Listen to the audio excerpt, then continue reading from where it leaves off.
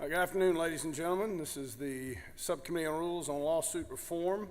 My name is Rob Leverett, and I'm chairing the committee, so I'll be conducting the proceeding today, or at least presiding. We've got quite a few people signed up to speak today. We're focusing on the last two substantive sections of Senate Bill 68, and I've got 18 people signed up to oppose and about 8 signed up in support. So to avoid, and I also do want to allow questions by members of the committee, so to avoid this going on quite as long as we did last night, I'd like to limit each of you to about 3 minutes for your testimony. I know that's fairly short, but just given the number of people we have to speak today, I think we need to impose that so we don't stay here forever. So we'll get started in just a second. I'm going to recognize Chairman Parrish and ask him to say a prayer for us before we get started. Thank you, Mr. Chairman.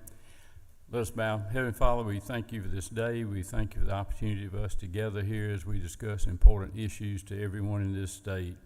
We'd ask for your guidance and directions as we move forward. Help us all to do better. Amen.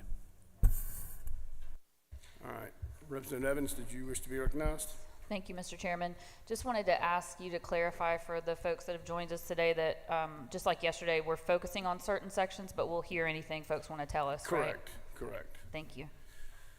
All right, so let's go ahead and get started. I'm going to allow those in opposition to go first again. The first person who signed in is Kenneth Basile. Am I pronouncing the last name correctly? Yep.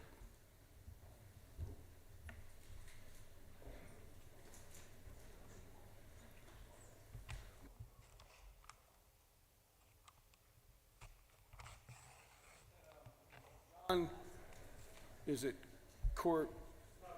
Curavella? You'll be next, sir, if you want to be just your own deck. All right.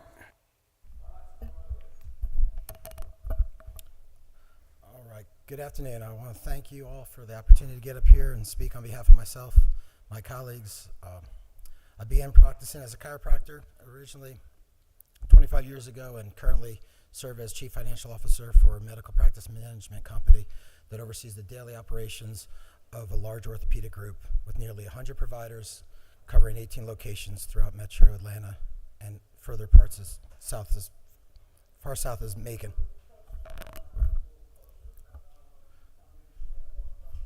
Yep. Gotcha. So I share this background to emphasize that I see firsthand the challenges Georgians face on a daily basis seeking out health care for their injuries.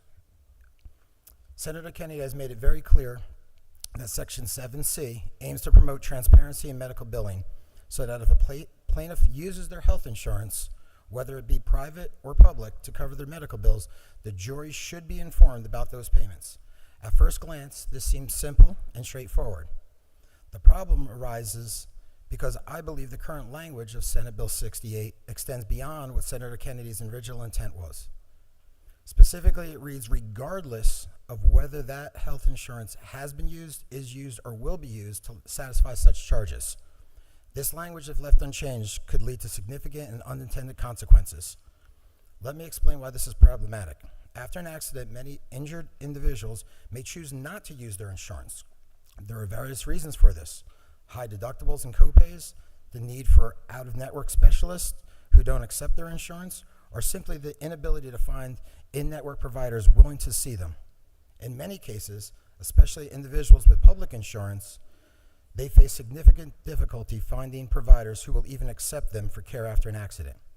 Because of these barriers, patients will exercise their federal right under HIPAA to not file with their insurance carrier. Instead, they choose to seek treatment under what's called a letter of protection, which allows them to receive care without upfront payment, with reimbursements coming later through a settlement from the at-fault insurance party. This process often takes years. If it passes with the current language, it could force patients to disclose information about their insurance, even if they consciously choose not to. This not only infringes on their federal right to privacy, but also raises the question, how could the actual payments made by insurance carriers be accurately determined if no claim was ever actually filed? This will disproportionately impact Georgians' most vulnerable population. That includes the low-income patients on Medicaid, the elderly, minorities who often rely on Medicaid benefits, children on peach care, veterans with their TRICARE, and disabled individuals that are utilizing Medicare as their primary source. These patients will likely find it more difficult to access medical care, as providers will no longer be willing to see them under the financial constraints, and they'll be left with no place to go to seek care for their musculoskeletal injuries and such, but area hospitals. And I don't think area emergency rooms can go ahead and tolerate that burden that will be inflicted upon them. You know, If you'll go ahead and close for me. Yep. Simple proposed revision to the language, striking the regardless clause. I think this will ensure that the actual payments are recognized, and it ensures transparency in billing without compromising the fairness and access to health care for Georgians. You know, in final conclusion, this revision, I believe, will preserve the integrity of Georgia's longstanding commitment to putting patients first and protecting their right to make informed decisions about their health care. This new legislation should not strip these rights away, you know, in an effort to go ahead and achieve civil litigation. I thank you for your time. Thank you, sir. Anyone have any questions for this witness? I don't see any questions. Thank you very much for your testimony. We appreciate it. Curvilla? And then Dr. Robert Allen, you're on deck. All right, when you're ready, sir, go ahead. Thank you, Chairman. Thank you, committee members, for holding this hearing. My name is John Curvilla. Can everyone hear me okay? Okay. Okay, thank you. Much better. All right, I had this great speech typed up, but considering that we only have 3 minutes, let me just touch on the highlights. Okay.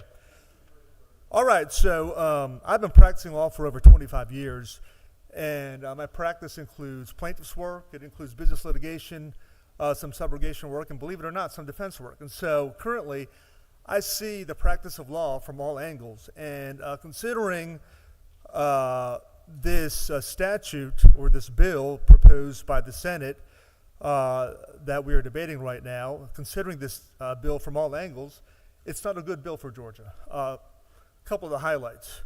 One, the reason offered for this bill is that it will reduce insurance premiums. However, this bill as currently written interferes with the workers' compensation subrogation lien. Part of my practice, when money is pulled into an insurance companies use that money to offset the loss. However, the way section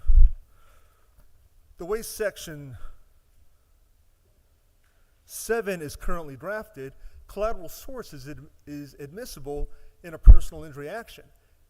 Workers' compensation benefits are admissible in a personal injury action, and the way that affects recovery on the workers' compensation subrogation lien is a jury is going to be much less likely to award workers' compensation benefits as part of the plaintiff's damages, and if that's the case, then the workers' compensation insurance company is not going to have any remedy in trying to enforce its subrogation lien in the personal injury recovery. Again, unintended effect of the bill. But it is something that will happen, and that will cause insurance premiums to go up, not down. Further, because of the admission of collateral source, juries will be much less likely to award the full amount of the hospital's bill. What that means is that if the plaintiff does not recover the full amount of the hospital's bill, the hospital will end up not recovering as much of the bill. We don't want that here in Georgia. We want hospitals, particularly rural hospitals, to recover as much of the bill as they possibly can.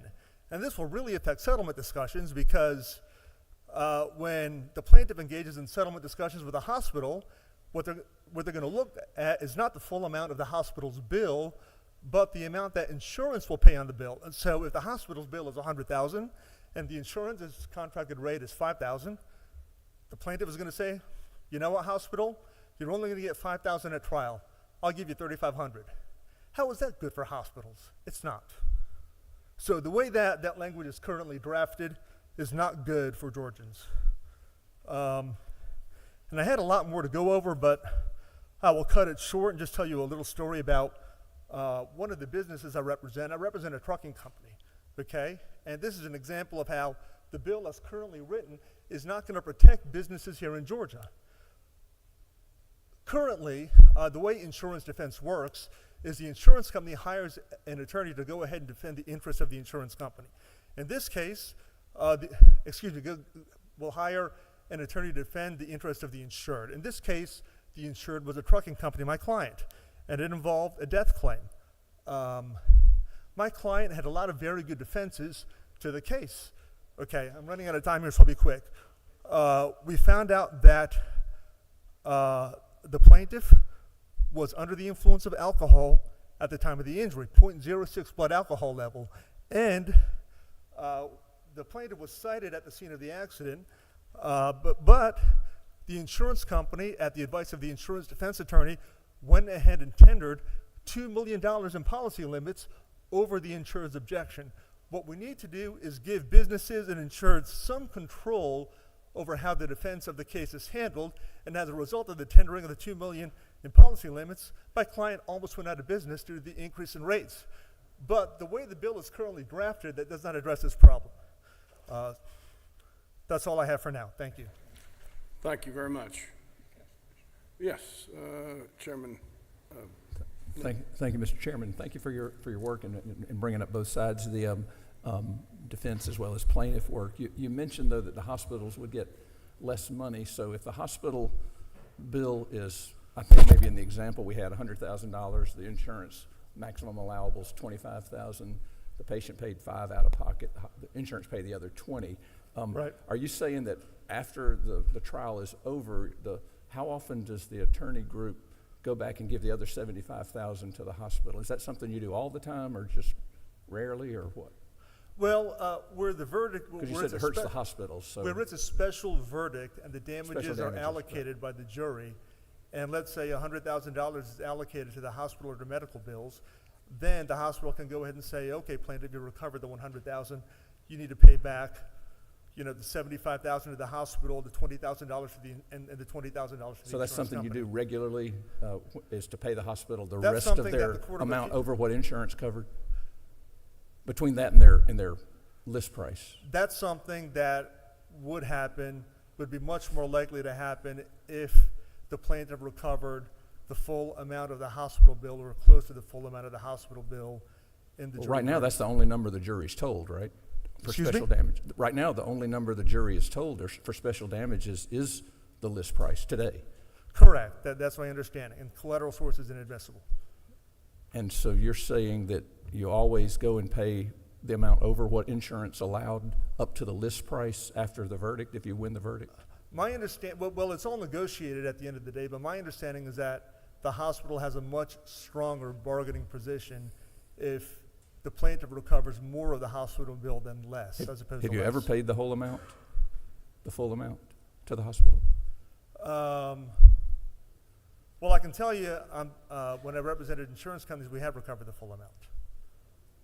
But We you're have not. recovered the full amount of the lien. I don't represent hospitals, but Okay. but that is a flaw in the bill, and I do think I do think that it just makes sense that the hospitals would recover more of their bill when the plaintiff recovers more of the bill. Maybe they can tell us later. Thank you. The hospitals. Thank you. Thank you, sir. You don't have any further questions. We appreciate you coming this afternoon. Thank you. Thank you so much. Dr. Allen? And next up is Gordon Terry, if you want to be ready to spring up here. All right, Doctor, go ahead. Hello, everyone. I appreciate the opportunity to speak today. I will be brief. I am an audiologist, and I work in a multi-specialty clinic where we see and treat mild traumatic brain injury. We are, as far as we know, one of the only groups in the Southeast that does this in the manner that we do. Obviously, as part of what we do with our business, we see motor vehicle accidents and other legal cases. For us as a very, very small business, less than 20 individuals in our practice, we cannot wait the time that it takes to have medical liens settle. On average, it's 18 to 24 months from what we've seen and been told. I cannot support the staff to be able to keep those cases in mind and have someone dedicated to managing that case. I wish I had the money to be able to do that out of the gate, but I can't. So we use funding. We use collateral source to be able to keep our lights on, to be able to keep treating Georgians, and to offer the highest level of care that we can. I also believe that with collateral source and the ability to have funding in Georgia, it allows me to be impartial. It allows me as a provider to do my job and have zero care how a case settles. In my opinion, with medical liens, if I have to hold on to a medical lien, there is always going to be some concern that I have done my job differently to make sure that a case settles so that I can actually get paid for my work that is done. As a practice, we began, and actually today is our 4-year anniversary of when we opened our doors. It took us 19 months to get credentialed with medical insurances. We have to have a location, we have to have providers, and we have to be able to see patients. That was a long time, and we used collateral source, we used funding to be able to see these individuals while we got our credentialing taken care of and keep the lights on. And at this point, we are happy to see all patients, regardless of how the injury occurred. We just want to be able to take care of them, but we also want to be able to keep our lights on so we can continue to do the job that we have been doing. Thank you. I don't see that you have any questions, but I know you're very busy and appreciate your time. I appreciate the opportunity. Thank you. Thank you. Gordon Terry, and is it Chevin Polydor is next after Mr. Terry? All right, Ms. Terry, when you're ready. Yeah, good afternoon, Chairman, members of committee. My name's Gordon Terry, and I'm the Chief Executive Officer of Integrity Spine and Orthopedics in Jacksonville, Florida. I'm also a UGA grad. Had the privilege of playing for the Dogs in the late 70s. Was team captain of the 79 Dogs under Coach Dooley. So why am I here? I've seen this show. 2 years ago in Florida, we went through the same thing that you guys are going through with Senate Bill 68. What was intended was lower insurance premiums, lower legislation. What really happened 2 years later is lawsuits haven't decreased, insurance premiums continue to increase. It's been a complete nightmare and a disaster, quite frankly. The only winner was big insurance, who continues to raise their premiums. I see mine going up every year. Those that suffered the most were over 10 million underinsured and uninsured citizens of Florida who lost total access to health care. The reason why they lost access is because medical providers were limited on what they could be paid in personal injury cases. And so therefore, like us, we're out. It doesn't make financial sense for us to continue treating these patients. We'd love to, don't get me wrong. As a matter of fact, last week, Florida House Speaker Daniel Perez launched an investigation in potential deception by insurance companies. And I quote, he says, a couple of years ago, when this tort reform was coming around, the insurance industry came to the legislator and said, without sweeping reforms, companies could not compete in Florida. We have since learned of reports not disclosed to the legislator that may suggest some insurance companies were using accounting tricks to hide substantial profits while telling us they were in a crisis. Please don't get wrapped up in big insurance sales pitch. You can't limit physicians on what they get paid. Section 7, as drafted, will have a devastating impact on potential access to critical care and providers in Georgia who treat these patients. It forces medical providers to wait 1 to 2 years to get paid, if they get paid at all. They get paid typically at Medicare rates or some health insurance rates, and that just doesn't make financial sense for medical providers in Georgia. It's not sustainable. It's not financially viable for any physician. The impact to patients in Florida is lost access to specialized care. This is discrimination in its worst form. Here's what the resolution is real quick, and I'll wrap up. Please strike lines 359 through 375. I'm going to say that again. Strike lines 359 through 375 in its entirety. What this will do, it will allow providers to be paid a fair fee, and it will show the jury the true amount owed to satisfy the provider's bill for what the patient owes. That's the resolution to this issue. Thank you very much. Thank you, Doctor. I think your fellow member of the profession has a question for you. Thank you for being here and the work that you guys do. Which I'm looking on there trying to find out where it actually tells a hospital or a healthcare provider how much they can and can't charge in this bill.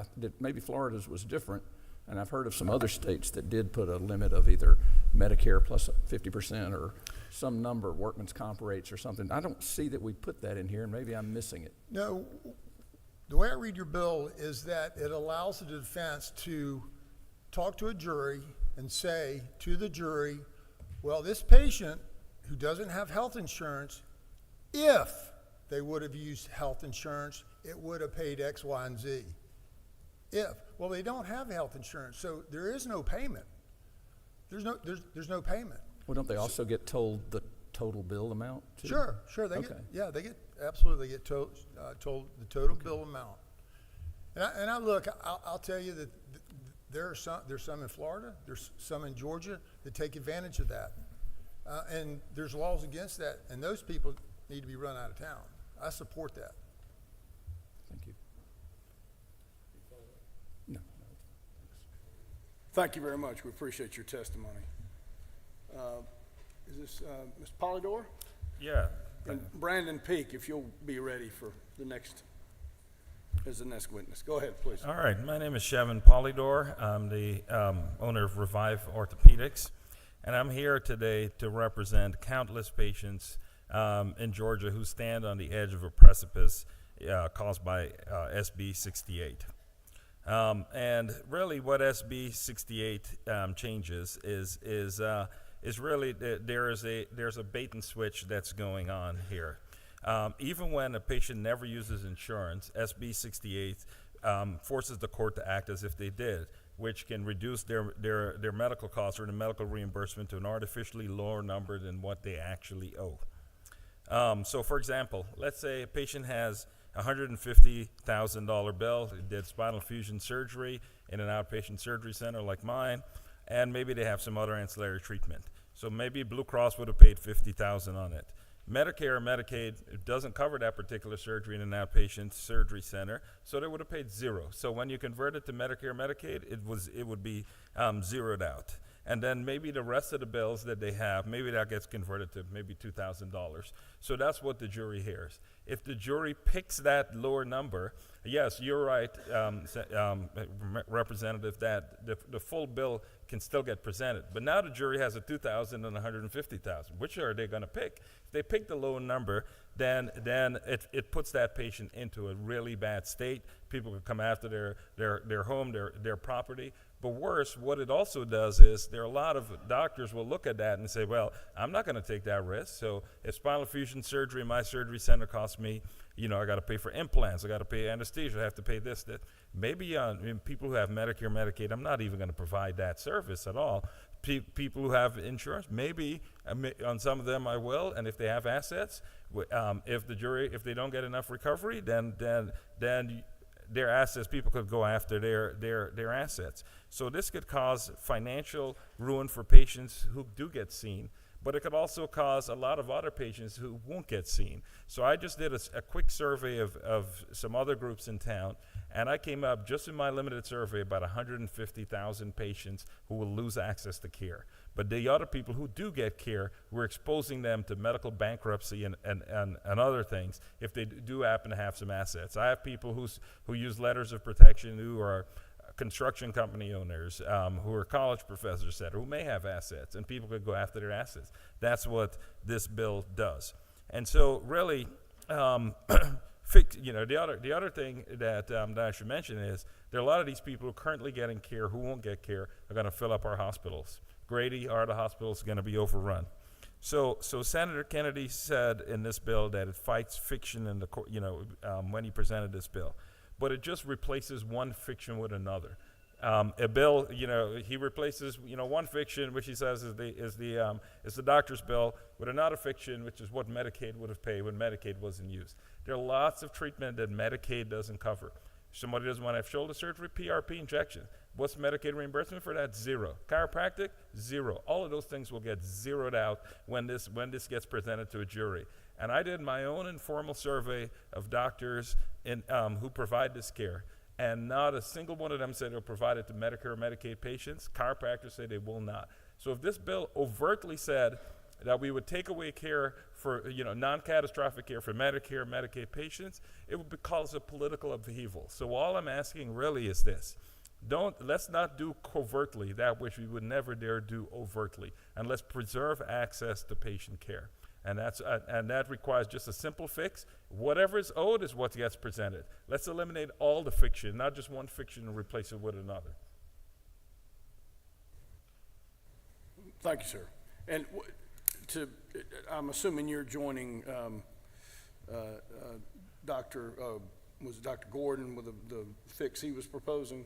Is that what you're suggesting? Yes, and I think the fix is really very simple. It's this. Senator Kennedy rightfully points out, but it's a little bored, that if a patient has a $100,000 bill, but $25,000 is what they owe Blue Cross, the $100,000 is fiction. They should be able to present fact.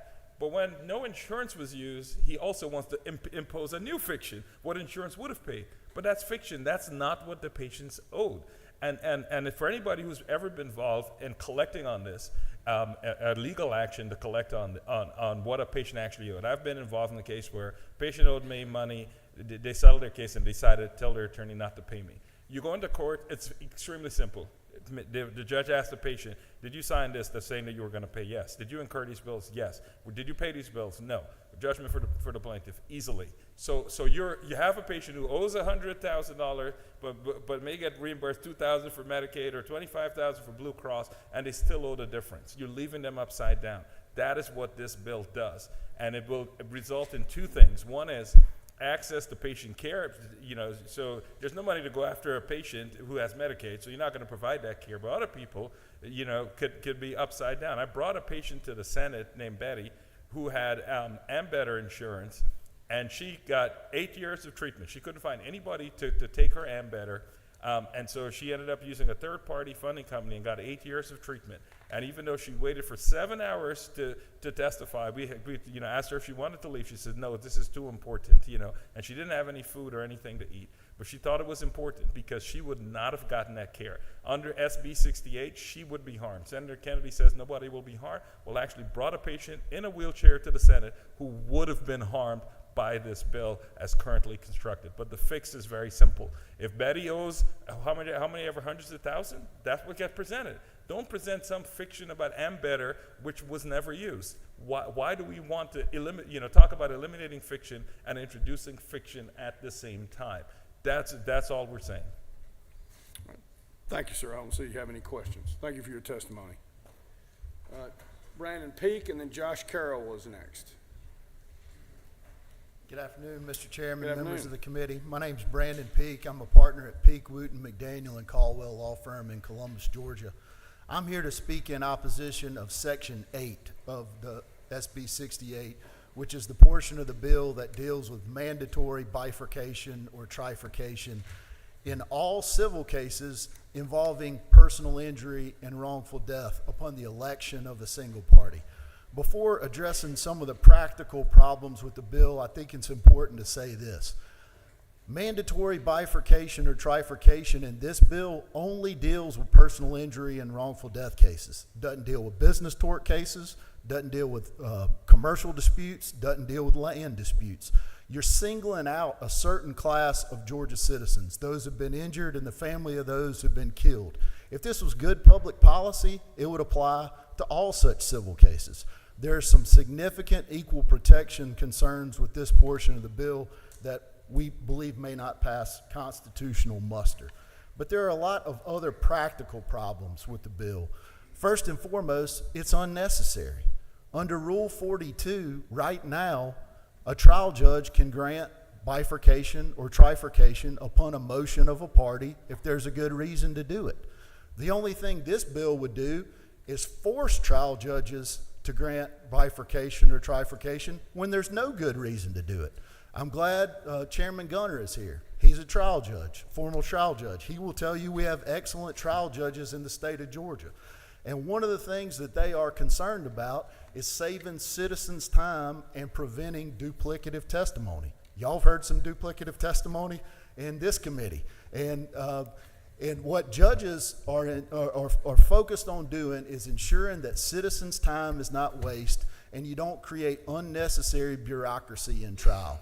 What this bill will do will strip the judge's discretion to run their own courtroom and force them to do what one party wants them to do because that party elects it. Third, this bill is going to inconvenience witnesses, which are your constituents, Georgia citizens. Take a garden variety car wreck case. I see the wreck occur.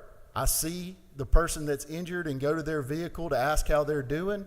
And when I do that, I happen to smell, then I go to the other vehicle to check on the defendant as well and smell alcohol on their breath. Under this bill, if one party elects for bifurcation or trifurcation, that one Georgia citizen is going to have to testify 3 separate times in the same trial. Once about who ran the red light, once about the extent of the plaintiff's injuries, and another time about potential evidence relating to punitive damages. In a trial right now, that witness can testify in 15 or 20 minutes, go home, and be done with their life. So there are lots of other problems with this bill that I would like to address, but I would just finally ask that you consider what it does to both plaintiffs and defendants by forcing them also to testify multiple times. That's a traumatic experience, not only for plaintiffs, but also for defendants. Think about requiring a mother who has been in a wreck and lost her child who died in the back seat to come testify twice. Once about the wreck and another time about the effect that the loss of the child has had on that family in terms of damages. That's a very real reality of this bill. No trial judge with a heart, in my experience, would require that. But if it's mandated, that's exactly what's going to happen here. Thank you. I think you've got a couple of questions. I did not check to see who came up first. I think Chair Lady Miller was first. Thank you, Mr. Chairman, and thank you for your testimony today. I guess my question, and I think you touched on it a little bit, about singling out a class of Georgians to be treated differently under our code.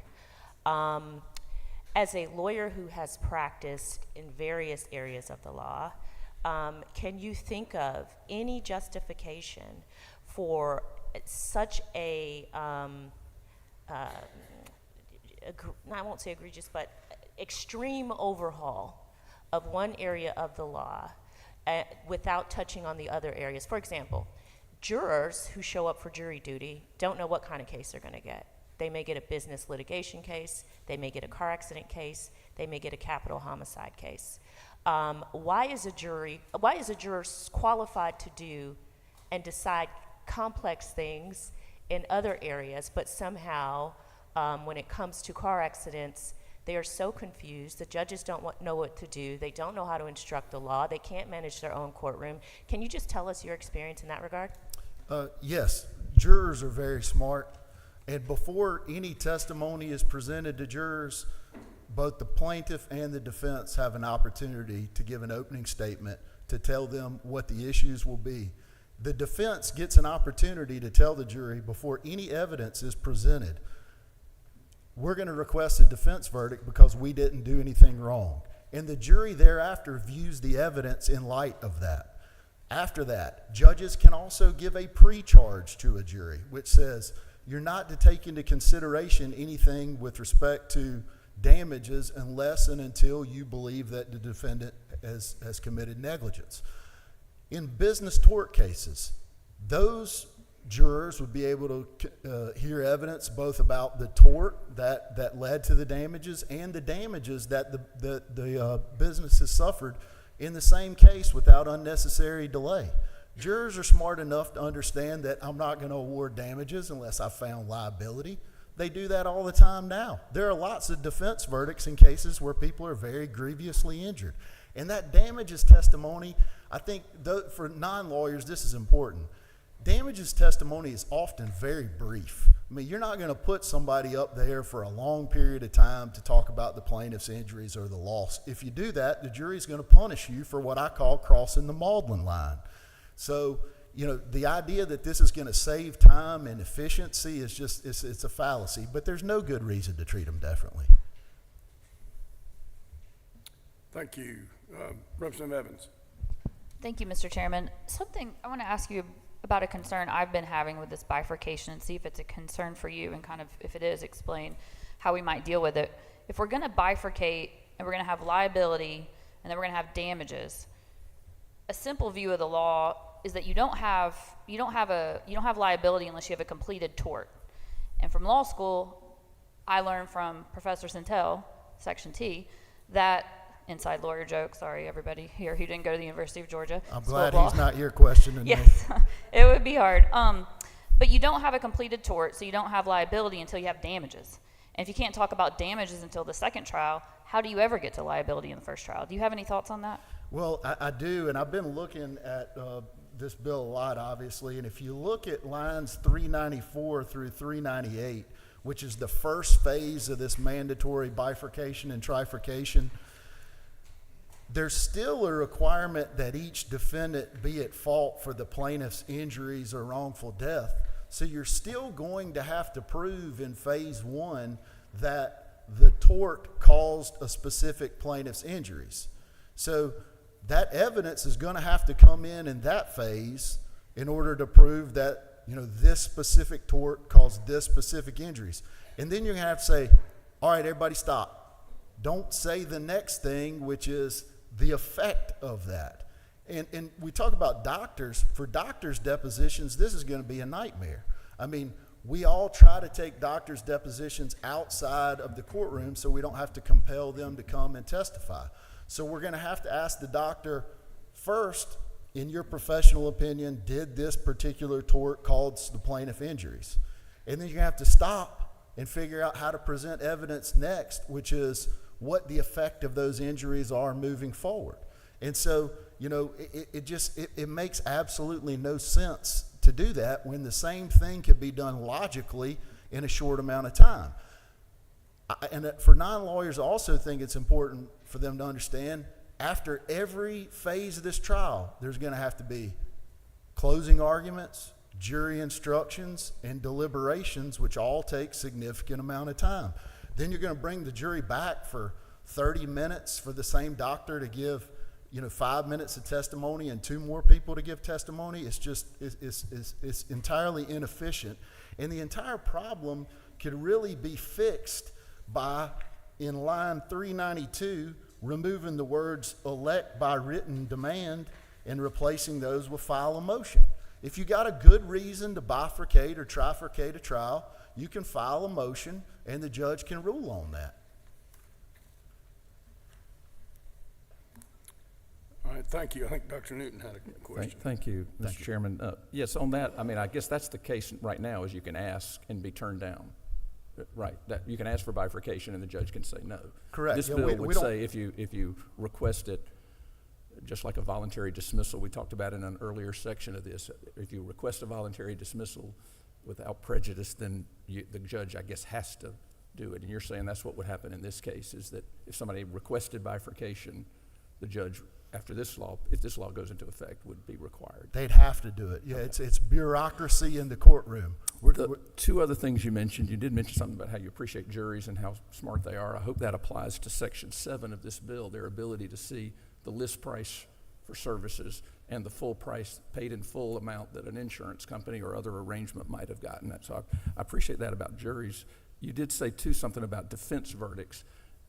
Tell me, in the defense verdicts, if we had bifurcation, wouldn't the trial be a little shorter? I don't know how often a defense verdict happens. Is it half the time, 10%? Well, in medical negligence cases, it's much more than that. It's something. So all those cases would be shorter for the jury, for the judge, for the court, for the doctor, for everybody would be shorter, because you would never get to damages because nothing had been done wrong. Is that correct? In theory, yes. In practice, no. Damages evidence is often very, very short because you're not going to want to put anybody through talking about that over and over again.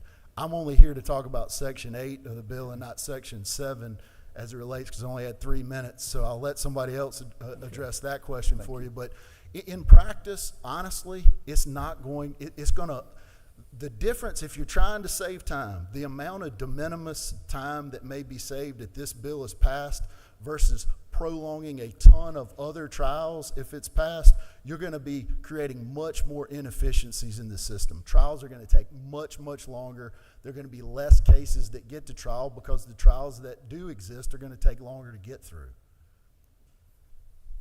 I guess I don't quite understand if we don't even get to the damage phase, then there's really not a whole, the patient doesn't have to testify about damages, long-term, whatever, nothing really comes up, it seems like, if for all that time and putting the patient through that, I say patient, but injured party.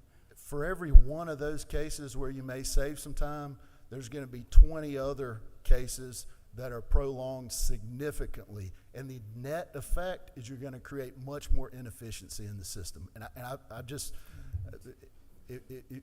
trust me on this, but please check and ask a trial judge, and I believe they'll tell you the same thing. No, thank you. Thank you, Mr. Chairman. And just, Mr. Peak, so that I'm clear, in your years of practicing, is there any other place in the law where we have such a distrust of judges and their ability to run their own courtroom as you understand it right now? Not that I'm currently aware of, but that may be a better question for the judges, but not personally that I'm aware of. I mean, think, for instance, it's typical for witnesses to be taken out of turn. For instance, in a case where somebody has a death or a disability, or an expert has to get back to wherever they're from, the judge has the discretion to take that witness totally out of turn and allow them to testify earlier in the case. I mean, situations come up in life, and this is just removing the judge's ability to independently run his or her courtroom. And typically, if you're talking about a business tort or complex business litigation, wouldn't the argument be stronger in those cases than in these cases, which are oftentimes, duty, injury, breach, damages, to do the same thing across the board in every single trial we have? Why would we, I guess, can you see the logic of why a judge who can preside over a complex RICO case, or a complex business dispute, or a complex business tort, can run his courtroom, his or her courtroom, efficiently without 3 trials, but something magically happens to a judge when it comes down to an injured party that they can't do the same thing there? Can you think of any logic that would support that? Not personally, and those cases are going to take longer to present the underlying liability, which, if you were going to be really interested in time saving, you'd be focused on those rather than the garden variety road wreck case that can be tried in a day or two. Thank you, Mr. Chairman. Just really quick to follow up on Chairman Dr. Newton's question about any savings we're going to have when you have a defense verdict. I just want to make sure you agree with me. The ones that we are going to drag out, the ones where we are going to make people come back and talk twice and maybe 3 times, those are going to be the ones where the jury found fault with the defendant, and that we found that there was liability, there was a legitimate cause of action that led to damages. So those plaintiffs are going to be the ones that we're dragging in and making them prolong their life to get justice. Do you agree with that? Correct. And the witnesses. Yeah. Thank you. All right, I see no further questions. Thank you very much for your testimony. Josh Carroll and Jason Branch, you're up next. Good afternoon, sir. Good afternoon.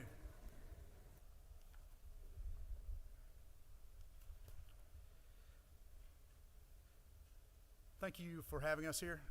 My name is Josh Carroll. I'm a lawyer in Macon, and I'm going to be talking to the committee about how the collateral source rule would be applied under Senate Bill 68. I'm going to give you a hypothetical to put this language into action, so I want you all to kind of listen along with this hypothetical.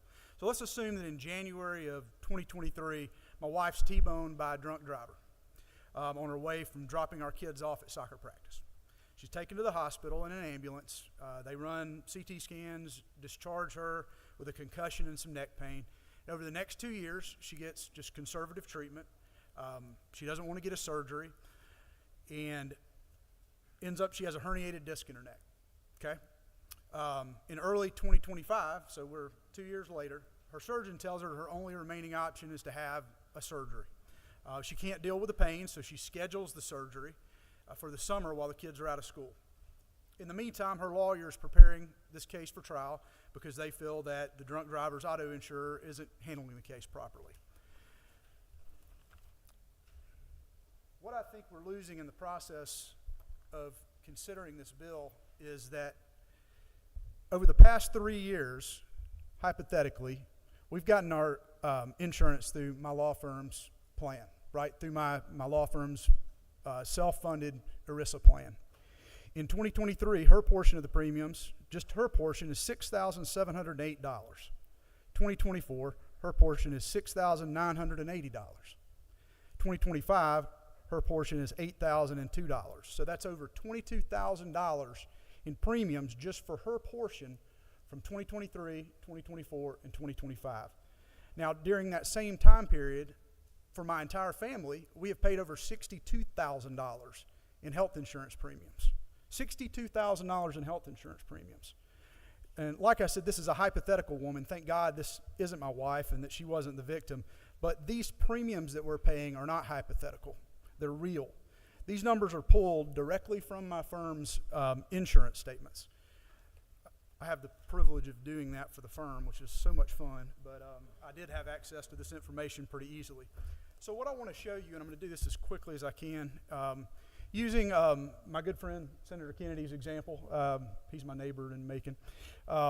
His prior example of $100,000 in medical charges for the services that my wife would have hypothetically received here. Let's look at a really realistic breakdown of those charges, how they're paid, what's written down, and how all this would be used in court under Senate Bill 68. With our health insurance, our per-person deductible is $2,500 per year. So over 3 years, that's $7,500. That's the pink portion at the very bottom. That doesn't include copays or deductible or extra out-of-pocket max items. And I've seen what our insurance pays on larger bills, which is usually around 35 to 40% of the entire bill. So this green portion in the middle is what health insurance is actually paid for those services. And under federal law, because my plan is a federal ERISA plan, we have to pay that entire amount back straight to United Healthcare for those services. The last thing that I want to show you is that this top portion in blue here is what I've heard a lot of people refer to as phantom damages or trumped up damages. And that's just a misnomer, plain and simple. That $55,000 that's listed there is a contractual adjustment that I've paid for, okay? I've paid for that to have the right for United Healthcare to give me that rate, and that the hospitals and doctors I go to will charge me that rate and charge United Healthcare that rate. That's the benefit of the bargain that I get for the contract I've entered into. One person who's not a party to my contract is the drunk driver, right? But Senate Bill 68 would give the drunk driver who caused this wreck the benefit of my health insurance contract. The last thing that I'll say is this spot on the very far right here. This is an uninsured victim. That's the person who doesn't have any health insurance. Under Senate Bill 68, that person who may be an illegal immigrant, we're giving them more rights under this bill than people like my wife and I who pay our health insurance premiums and spend $62,000 over 3 years to have the right to have these prices. Thank you for your time. Thank you, sir. I do see a question. I see two. All right, go ahead, Chairlady Miller. I'm faster than Rep. Evans, apparently. Okay, so I just want to make sure I understand that because this is an important point in my mind. In the bar chart, so the so-called made-up or fake portion of the damages, which is the which we get because you and your wife are actually paying for that benefit. That's what you have bargained for as the person who is paying for health insurance, correct? Yes, that's correct. Okay. That's the contractual write-down. Correct. And so why should, and I guess this is your point, why should anybody else who didn't pay for that get that benefit? Why is it that a tortfeasor or a person who has done harm get the benefit of you and your wife's responsible behavior and payment for it? Yeah, so that's sort of why folks in our camp refer to that as premium theft, right? We're allowing the person who committed the wrong to get the benefit of the bargain in the contract. The purpose of the collateral source rule when it was instituted was if there's going to be a windfall, the windfall shouldn't go to the wrongdoer, right? It shouldn't go to the person who caused the harm. And that's what we're losing sight of as we discuss essentially abrogating the collateral source rule in this context. We still don't allow the jury to hear how much auto insurance or how much liability insurance the defense has. Maybe if we did that, everybody would be satisfied. But you know, that's not the conversation we're having. Thank you, Representative Evans. Thank you, Mr. Chairman. Thank you for being here. 2 quick points I want to follow up on. First, just insurance is a little confusing to me. I think I understand the charts. Under your example, you and your family have paid about $62,000, like you said, for the benefit of insurance. You paid the premiums. And under the way that Senate Bill 68 is written, you have no chance to get that back. No chance to get that back. I think there was one draft that had some type of premium reimbursement provisions that some states have. I think including even Alabama, they have a premium reimbursement provision in theirs. I'm not saying we should model our laws after Alabama, but that is something some states do, is they do allow you to recoup how much you have paid out over time. And then the second question I have is, and you started to allude to it there at the end, it is currently the law and will remain the law, even if Senate Bill 68 passes in its current form, that the jury, while now they're going to get to know that a plaintiff has insurance, they're still not going to get to know that the defendant, doctor or person that caused the wreck, that they have insurance. Is that accurate? And can you tell me your thoughts on the fairness of that? I mean, I think if you're allowing the victim's insurance to come in, then certainly the defendant's insurance should come in. That's part of the reason that a similar bill to this was struck down in 1992 as unconstitutional. It reads very similar to the language that we have in this bill. And it was a question of, well, it's not fair to one to be able to put in the insurance. On the other side, the jury just sits there and guesses whether this person that's sitting in the defendant's chair has anybody there that's going to pay for what they owe, right? So, yeah, I guess I don't think that's very fair. Thank you, Mr. Chairman.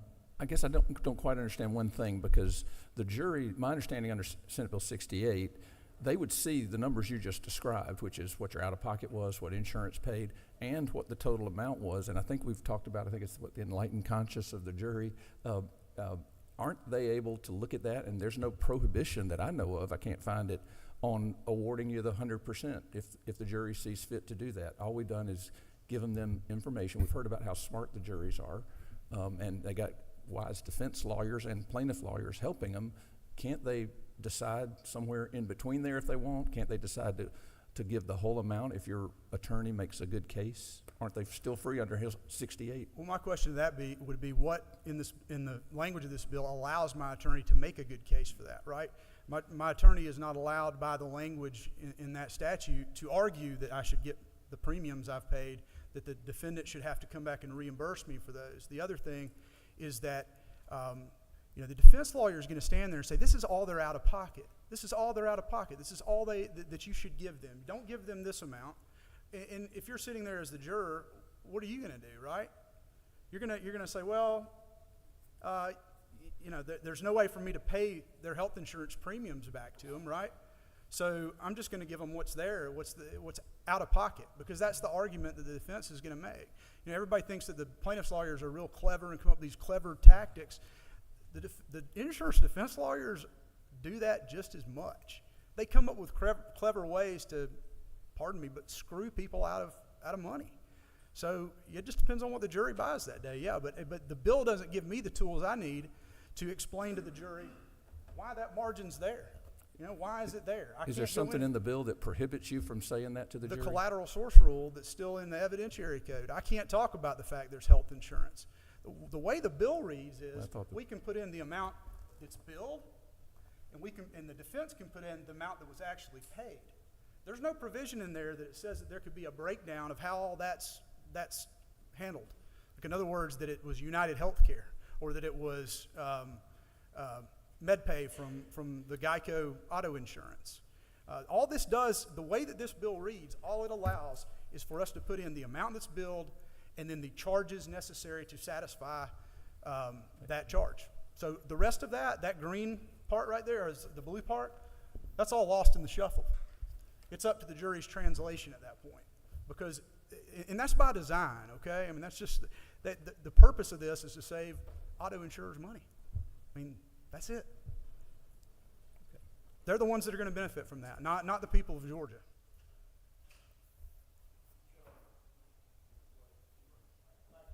Thank you. Jason Branch and Dan Snipes, you're on deck. Good afternoon, Mr. Chairman and distinguished members of this committee. I appreciate the opportunity to be before you today and speak. I'm going to piggyback a little bit on what Mr. Carroll just talked about in Section 7. And for me, the conversation was started, and for me, the fundamental question presented by this bill is this: is it fair for the defendant, tortfeasor, wrongdoer, the person that causes an injury to somebody, is it fair for them to get the benefit of the innocent victim's insurance coverage that the innocent victim has dutifully paid premiums for month after month, year after year? Is it fair to give the benefit to the wrongdoer that caused the injury in the first place? And I think the answer to that question is a resounding no. I don't think that's fair, and I don't think it makes sense. And for the last 150 years in the state of Georgia, Georgia law has said that is not fair, that does not make sense. In the majority of the states around us, North Carolina, South Carolina, Tennessee, Mississippi, they have similar laws that we have now in existence, and they say, no, that is not fair. That's not the way it should be. Let me give you just a brief example to put this into context without the convoluted medical insurance. If I get in a wreck driving home to Columbus this afternoon, and a drunk driver crosses the center line and hits me, and a trial of the case of trying to establish what's the full value of the life of Jason Branch, the jury comes back and says it's $2 million. Well, let's also say I'm a responsible, hopefully, father of 3 children, and for my wife, I've gone out and gotten life insurance for myself, and say it's $1 million. So the jury takes the value of my life, assigns a value of $2 million. The question is, should a defendant be able to come into that case and say, well, there's the loss, it's $2 million. Now, the plaintiff went out and bought insurance for his life, and Prudential paid $1 million, so your actual loss is only $1 million, and so therefore the drunk driver should only pay $1 million. Does anybody here think that's fair? I don't think so. I think the answer would be it's a resounding no. But that very same principle applies to any form of insurance that an injured person goes out to procure for themselves, to be responsible, to protect and provide for their family in the event something happens to them, whether it be life insurance, disability insurance, accidental insurance, burial or funeral expense insurance, or in this case, health insurance. And what this bill does is allow a defendant wrongdoer to get the benefit of an injured party's health insurance that he or she has paid a lot of money for the protection of themselves and their family, and it allows them to do it for free.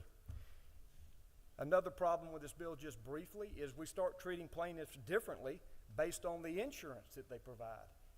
And most disturbingly and ironically, the person who's punished the most is the most responsible Georgian that goes out, like Mr. Carroll, and provides that plan for himself. The people who don't have insurance or choose not to have insurance are treated the best, which is a perverse incentive. We ought to be encouraging people to have health care, one, for themselves, but two, to take that burden off the government and the state for having to fund those. The last thing, and I'll just say this quickly, and it's not talked about, in the example that you get when you have $25,000 of actual post my benefit of my insurance reduction, $25,000, what isn't talked about is, well, what did it take to get there? And what part of what it took to get there is hiring an attorney to fight an insurance company to get them to award that in the first place. So if it's $25,000 we're talking about, they're going to pay their attorney a third, so you're going to reduce that by $8,333. So that's left. What are you going to do next? Like Mr. Carroll explained, the plaintiff is going to pay that $25,000 back to United Healthcare. So where are they? Now they're in the hole, a negative $8,000. And then you take the premiums they've paid that Mr. Carroll's explained about for 1 year, 2 year, 3 years, you're going to further, they're out that. So they're in the hole. So now you're taking an injured victim who is minding their own business, who's injured by the wrongful conduct of somebody else. You're going to say, go to court, get medical bills, and then they're going to end up upside down and in the hole. There is no windfall for the plaintiff in that situation. There is no incentive for them to even pursue medical bills. The only person getting the windfall is the negligent wrongdoer who caused the whole injury in the first place.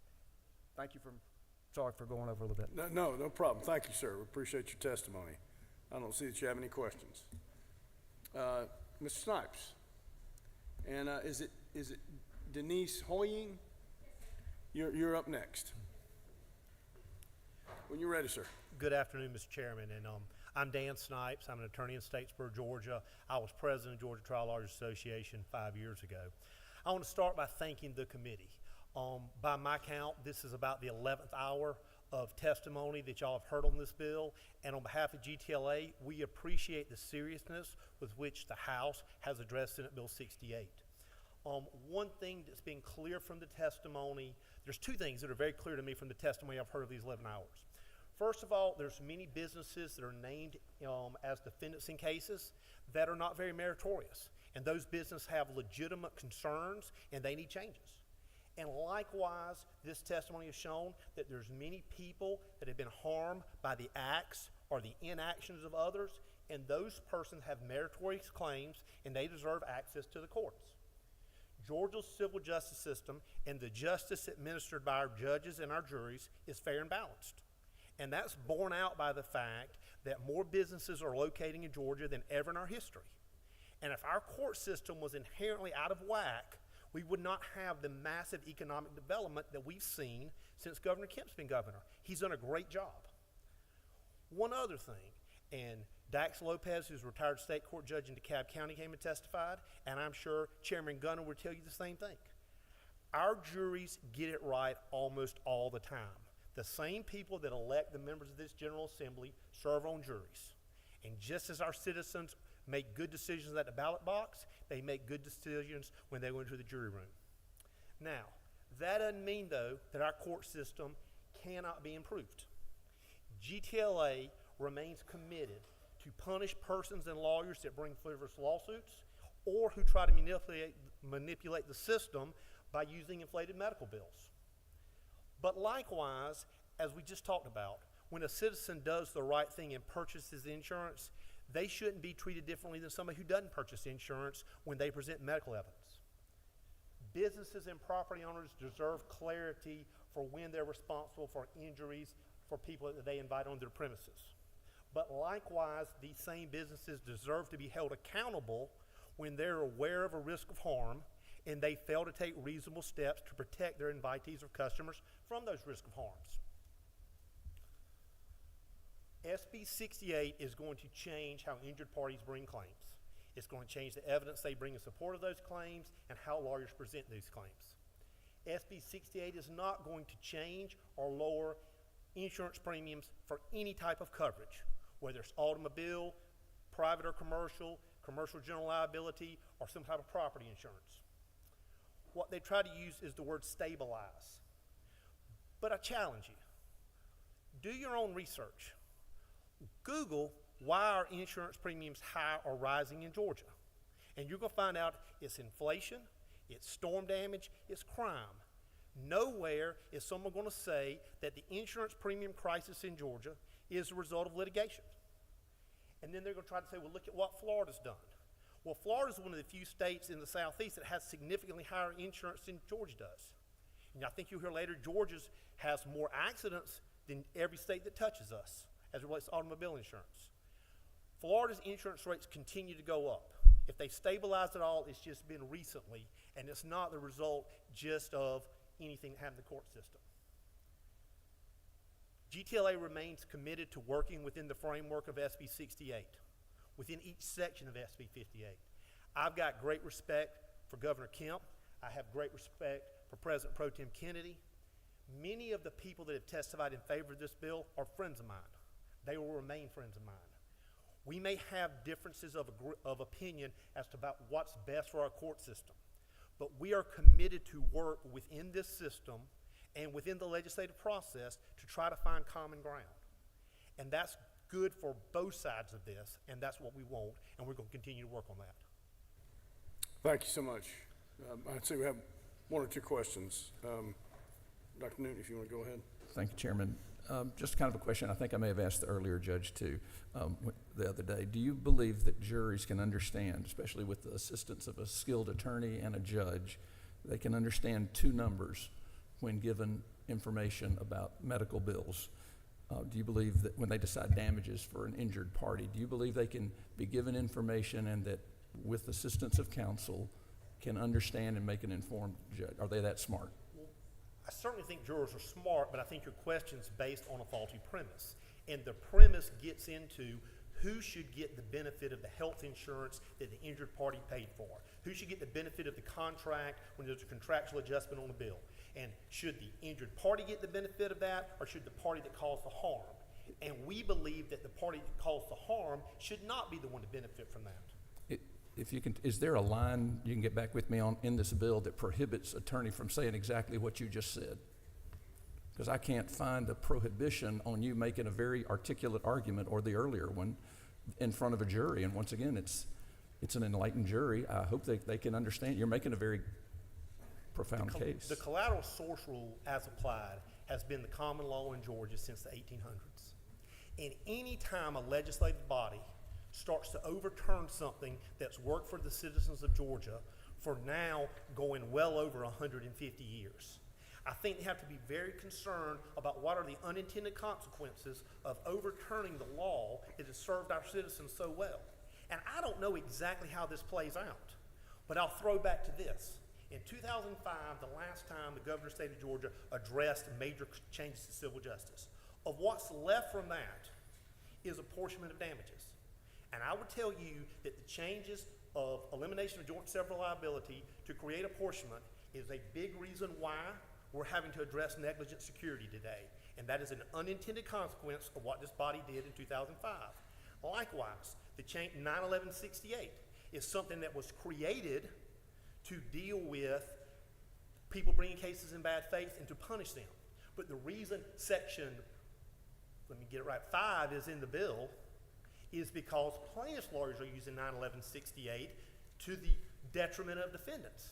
And that's another unintended consequence of what happened in 2005. So I would caution you to change established Georgia law that works because you don't know what you're unleashing. Any follow-up? No. Okay. All right, Chair Lady Miller, I think you were first on the board. Thank you, Mr. Chairman. Thank you, Mr. Snipes. Just a quick question. So you talked about how long the collateral source doctrine has been a part of our jurisprudence in Georgia. Have you seen any data or specific information in analysis of how our court system is actually operating that would, in your mind, point to the collateral source doctrine as it exists as problematic? I hope I'm answering your question. Was that a bad question? Let me fix it. I'm gonna Let me fix it. Let me try to answer it this way. My question is, why all of a sudden in 2025 is the collateral source doctrine so much of a problem in the way that we handle our jurisprudence in this state? I don't know of a specific problem that this is meant to address. I think within the concepts of, I think the governor is trying to address the problems that everyday Georgians see with increasing insurance premiums. That's what they're trying to address. My concern is that this provision does not do anything to help average Georgians. Representative Evans. Thank you, Mr. Chairman. Thank you, Mr. Snipes. I've been thinking a lot about this premium cost since the other witness and then Chairman Dr. Newton got up here, or was asking you your question about, well, what keeps you from asking the jury about the premiums or asking them for the premiums. And I think there's probably some issues with some of the other sections of the bill that might prevent that. But one thing that I think is a reason it would be hard for a lawyer to make that argument, and I want to see if you agree with me, is that when could the plaintiff ever prove that the insurance premiums were a result of the injury, which is what the case is limited to? They would have bought the insurance anyway, right? So I think that's a problem in recovery, and I was wondering if you would agree with me in answer to Chairman Newton's question. Yeah, I'll first go back to what Mr. Carroll said. I'm not good at math, so I wouldn't have been able to handle the numbers part of this. But beyond that, I don't know that the jury I don't believe would know what someone spent. I think what we're looking for is, though, there is a benefit that someone who has health insurance pays for, and that's a contractual adjustment. And what generally this would do is allow a jury to give the benefit of that contractual adjustment to the party that caused the harm. And that's the concern I have. And just on what's good for the goose is good for the gander kind of theory, nothing in this bill, I think we've established nothing in this bill, excuse me, is going to let the jury know that the defendant doctor, that the defendant driver is not coming out of pocket. They've got insurance. Do you think that we have that in our law because we're worried that the jury would say, oh, well, this guy's not going to lose any money, so let's give him more? And why does that not go both ways, I guess is my question. The collateral source rule, in my opinion, is sound public policy. Jurors don't need to know the amount of liability insurance that's available because it suggests something, just as they don't need to know what health insurance paid. And generally, the relative wealth of the parties or lack of wealth of the parties is not something that jurors need to know. They need to decide cases based on the evidence of liability and the amount of damage, and that's what they need to decide. Thank you. Do you have a question? Yes, sir. Thank you, Mr. Chairman. Mr. Snipes, thank you for your testimony. I would agree with you, and I hope that there is an opportunity to find common ground on both sides of this issue. Going back to Chairman Newton's question, on lines 348 and on lines 355, it notes that damages would be limited to reasonable value. Specifically, I'm sorry, that's lines 350 to 351, and then again on lines 355. My understanding is that essentially if we're talking actual hospital, this would essentially allow insurance companies to pay out less than what actual hospital expenses would be. At least that's what this would permit. Is that not true? Well, I mean, even now, though, if a plaintiff introduces a bill, a defendant can challenge the reasonableness of the bill as not being, either the incurring the expense not being reasonably necessary, or the fact that the bill is not similar to a bill for the same type of services in the same community. So there's already an ability to challenge that. I don't think that changes. It may codify it in a different way, but I don't think that substantially changes what the law is now. Thank you. Thank you. I don't believe you have any further questions. Thank you, Mr. Chairman. Thank you for establishing that you and I share in common the trait that, unlike Jethro Bodine, we're not real good at ciphering. All right, Ms. Hoying, Melanie Manis is up on deck next. Ms. Manis. Ms. Hoying, please, when you're ready.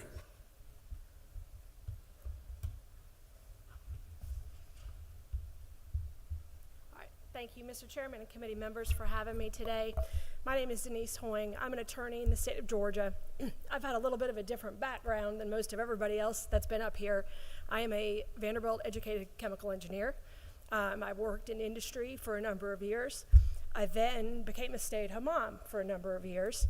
And then I went to law school at Georgia State at the night program so I could be home with my children during the day. Excuse me. And I've been a practicing attorney for the last 15 years. First on the defense side, now on the plaintiff's side. I work with Pete Law and Mike Moran. You heard from Mike yesterday. I have two daughters. They are 22 and 23. They are, one of them, a 2L at University of Georgia. So we have lived here for a very long time. We're ingrained in this community. And I watched the testimony yesterday all the way. Y'all had to be here. I watched it because that's just who I am. And I'm here today to take you back, throw back to Mr. Masterson, who testified. He was your last witness last night. I know Mr. Masterson. He is a very skilled, very smart, experienced trial lawyer. He is probably the best negligent security trial lawyer, defense lawyer in this state. He came down here to give you an example of a negligent security case that survives this bill. That was his task. He had all the time in the world to come up with whatever example he wanted. He has defended hundreds of these. And the example Mr. Masterson gave you was, and I went back and I watched it again this morning to make sure I got it right. If somebody at Waffle House goes into the stall and is sitting in there every day and repeating that conduct every day, and Waffle House knows about it and doesn't do anything, they can recover under this statute. First of all, that's not a real fact pattern, okay? If it would never happen. The facts are, and the folks, the plaintiff's attorneys who have spoken have said, give us a real world example. No real world example survives this. That's not a real world example. Nobody, Waffle Houses are small. Nobody goes in the bathroom every day and shoots or sexually assaults somebody repeatedly, day after day after day, and nobody does anything. That doesn't happen. But even if it did happen, that fact pattern 100% does not work under this statute. And I want to go through the words on the page to describe for you how that is. You got to start on line 203.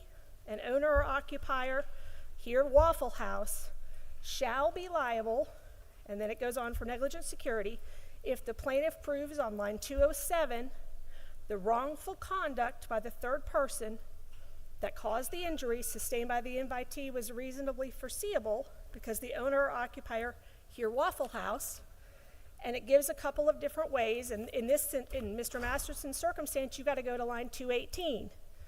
Prior occurrences of substantially similar wrongful conduct by the third person whose conduct caused this injury, if the owner or occupier knew the third person was or would be on the premises, and knew of such prior occurrences of substantially similar wrongful conduct. Okay, well, what does prior occurrences of substantially similar wrongful conduct mean? Now you got to go to line 183 to figure out what that means. And when you go to line 183, it tells you that that means prior occurrences of wrongful conduct, and they give you some descriptions of that wrongful conduct. And then there's some conditions. And I want to focus on the third condition. They are and conditions. It means you have to meet them all, but in the interest of time, we're going to focus on the third condition, lines 189 to 192. The reasonable person in the position of the owner or occupier must understand that a specific and known physical condition of the premises has created a risk of such wrongful conduct on the premises that's substantially greater than the general risk of wrongful conduct in the vicinity. That means the bathrooms at Waffle House, standing alone, must create a risk of wrongful conduct. The bathrooms just are not a physical condition that creates a risk of wrongful conduct, and certainly not a greater risk than the other bathrooms in the vicinity of the premises.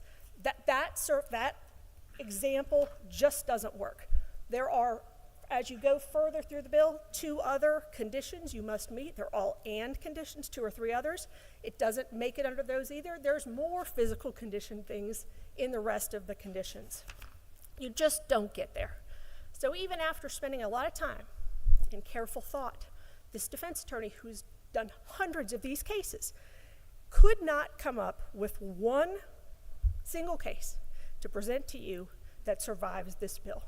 And as the other plaintiffs' lawyers have said, that's because no negligent security case survives this bill. This bill needs amendments so that businesses who do not take reasonable precautions are held accountable to protect Georgia's citizens. Thank you. Thank you for your testimony. I don't see any questions. All right, let's see. We had Melanie Manis. And John, tell me how I pronounce your last name again. Tanj. All right, hopefully I can remember in 10 minutes or 8 minutes to get it right. All right, Mr. Manis, go ahead. Good And I'm not afternoon. giving you 10 minutes. I want you. I don't need 10 minutes. I'd probably be before the buzzer. My name is Melanie Manis. I am 40 years old, and I am a survivor of human trafficking.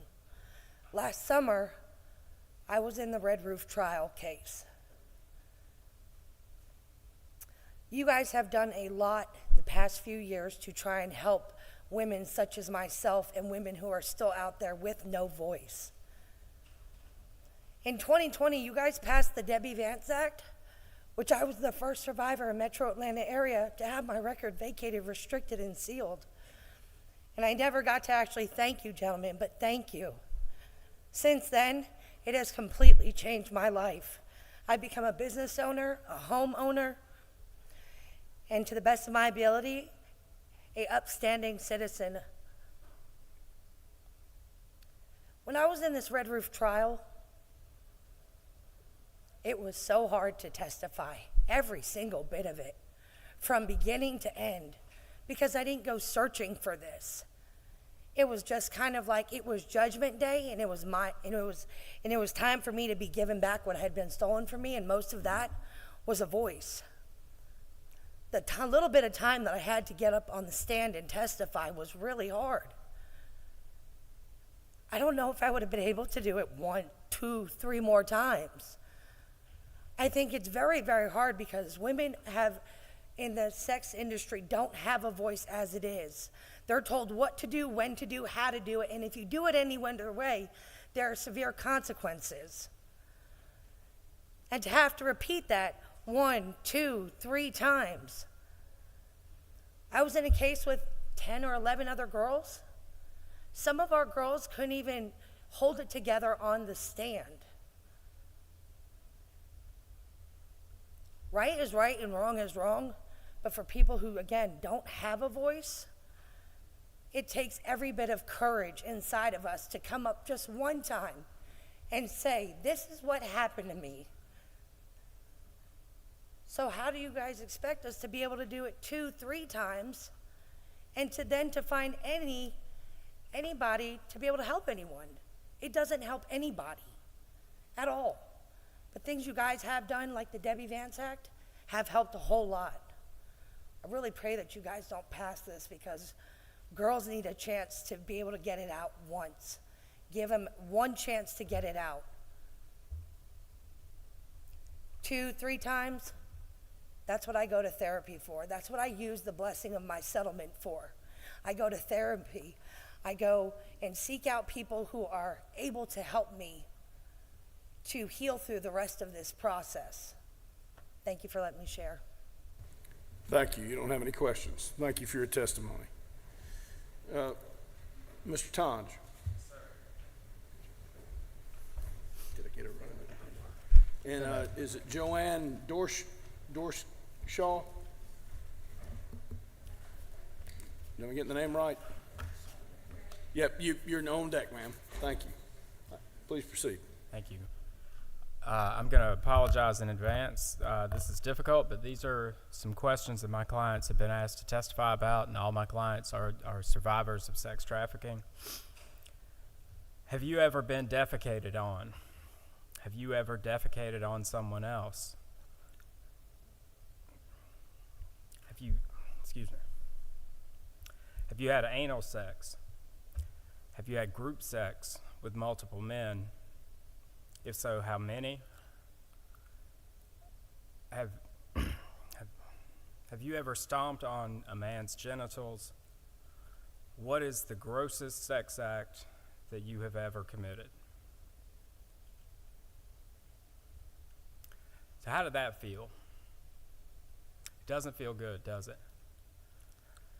And what if you had to answer yes to any of those questions? And what if the next question was, well, tell me about that? Because that's what my clients have to do.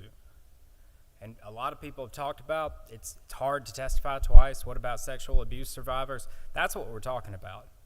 And what if you had to do that 2, 3, 4 times with the deposition, 3 phases of trial? I did the Red Roof trial. I examined Melanie. I examined other witnesses in that trial, four of my clients. You have no idea the amount of preparation that takes. And it's not fact preparation. It's emotional support, building people up to believe they can do it, providing them the tools. It's having a support system when they get off the stand. I've seen my clients testify in that trial last July. There's only 10 women that have ever testified in Georgia in a civil case about sex trafficking, and it was in that trial. And I've seen them walk out of the courtroom like this room, take a left down the hallway, turn the corner to where nobody could see them, and fall on the floor. And every single one of them is extremely proud of what they did, and they feel a great sense of relief. But the last thing you want to see when you've climbed the mountain is to look up and see there's another mountain right behind it, and another one right behind that. And so and another important point is we talked yesterday about this exception that is already in there. That applies to a different article. So it does not apply to this bifurcation thing at all. And so, there is no exception for this for any kind of sexual abuse or sex trafficking victim. But there should be. And I came back today because there's so much in this bill that interacts in different ways with my clients and my clients' claims. And this one would be particularly damaging to any sex trafficking survivor in the state of Georgia. And finally, I know we have short time. I watched yesterday also, I watched some on video. The businesses that support this bill yesterday said that they don't want to protect bad businesses like hotels that allow sex trafficking. Everybody seems to agree on that. But that's what this bill does. And if the bill's not amended, it protects hotels that allow children to be sold for sex. And so if you're against that, then you need to amend this bill. Thank you. Thank you. You have one question, Representative Evans. Thank you, Mr. Chairman. Thank you for being here again.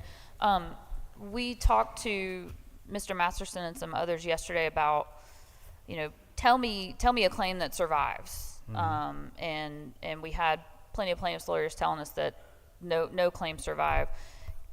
The flip side we haven't talked about as much. Could you provide any insight on how all these conditions that now the plaintiff would have to meet all these conditions? The defendant knew this, the defendant had to do that, there had to be all these conditions. I think there's over 10 of them.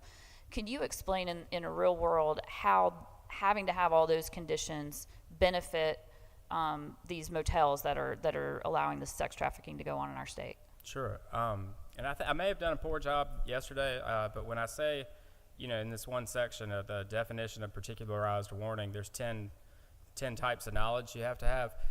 For people who aren't lawyers, that means you have to have evidence that meets every single one of those. And so if you have evidence of 9 of those things and you don't have evidence of the 10th thing, you lose your case and you're gone, right? And so one of those is, you have to know the identity, the location, and the time of what's going to happen, right? So you have to know, a hotel would have to know the identity of the trafficker, the location of the trafficking, and the time of the trafficking. And I'll just tell you, like I said yesterday, a lot of these hotels know a lot, and they are criminally involved with the traffickers. But, that means that if a trafficker came into the front office with a 12-year-old and he said, I'm going to traffic this 12-year-old on Monday out of room 210. Well, if he decides, you know what, let's work the weekend, I'm going to do it on Saturday instead, that hotel doesn't have any liability because they didn't know he was going to do it on Saturday. They thought he was going to do it on Monday. And so they don't know the specific time. What if he sees a buddy down the way? Because a lot of times, they're not usually the only trafficker in these kind of hotels. What if he takes him to room 310? The hotel's probably off the hook because that's not the same specific location that they knew about.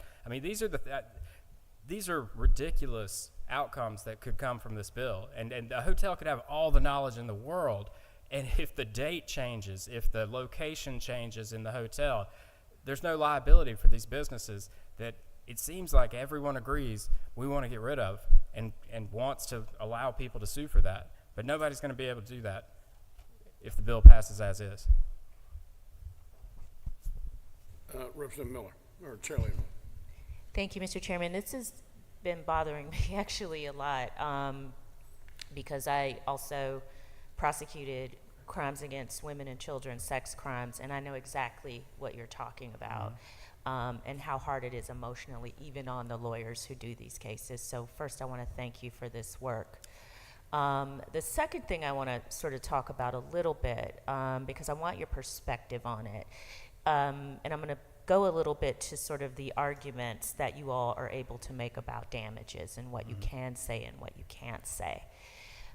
For a crime like a sexual assault or sexual abuse, many people have a challenge really understanding all of the dynamics of the injury to the victim, what it does to them. We talked about it in the DA's office as holes in the soul. That's what we would say. Right. What impact do you think it has on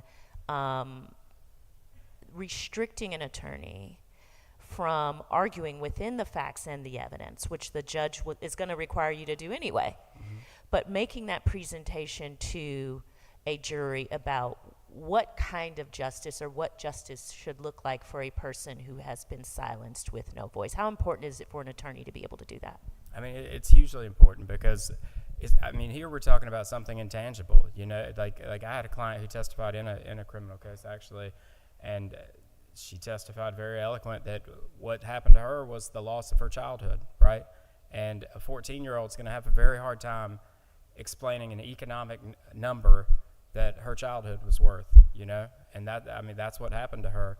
And that's what your lawyer is for. She's not supposed to sit down and do some math and come up with a number and be able to testify like, I actually think it was, 1.25 million would be right, That's what your advocate is for. That's what I'm here for. When she gets asked those questions, she doesn't have to object. I object. I'm the one that needs to defend her and say that, These are children that never got to grow up, and they need their advocates to be able to explain the process to the jury and to guide them through this, and sex trafficking survivors need all the tools they can get. They don't need to be hindered or hampered at all, and that's what we're doing. I mean, that's it.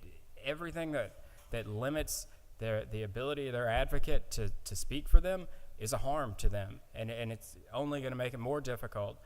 I mean, the point of those questions and some of this stuff is, the point is to chill lawsuits. The point, so somebody hears about that and they say, boy, I don't want to do that. There's no way. I'm not going to do that. And the point of some of those questions was in the hopes that our clients would just drop their lawsuit because they don't want to go testify. That was bad. The deposition was so bad, so painful, 7 hours. And when they all go 7 hours, they take every minute they can take to abuse my clients in a deposition.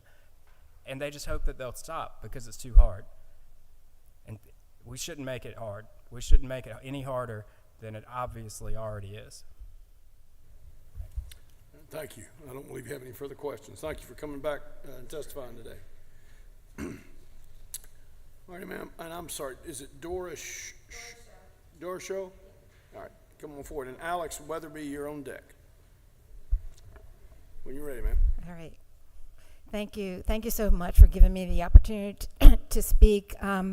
It's really an honor to be here in Georgia. I'm from New York. And just a word about me. I'm the executive director of the Center for Justice and Democracy at New York Law School. I am also the co-founder of the consumer coalition called Americans for Insurance Reform, which I founded along with Bob Hunter, who was an actuary and actually the federal insurance administrator under Presidents Carter and Ford. We've done a lot of reports about the insurance industry and its relationship to tort reform, beginning in the late 1990s. And what we have found in our work for over 2 decades on this is that when it comes to reducing insurance rates, tort reform has been a colossal failure. These studies, which are based on ISO data, which was insurance data that was mentioned in the hearing yesterday, shows that there is no correlation, between enactment of tort reform and insurance rates. States with few or no tort restrictions have experienced approximately the same type of rate changes as states that enacted severe restrictions on victims' rights. And what has the insurance industry's response been to our reports when we started to do it? Well, the American Insurance Association put out a press release saying, We never said tort reform was going to reduce insurance rates. And they are not the only entity in the insurance industry that has said this. Now, I know I have very limited time to explain why that's true. I'm happy to answer questions about it. But I also do want to talk about the jury system as well, because several of the provisions of SB 68 are direct attacks on the power and the authority of juries, sections dealing with bifurcation and so-called anchoring, the premise of which is that Georgia citizens who sit on juries can't be trusted with information to assess damages by listening to both sides of a case. And then there's the repeal of the collateral source rule, which many have talked about already, which really completely undermines what the jury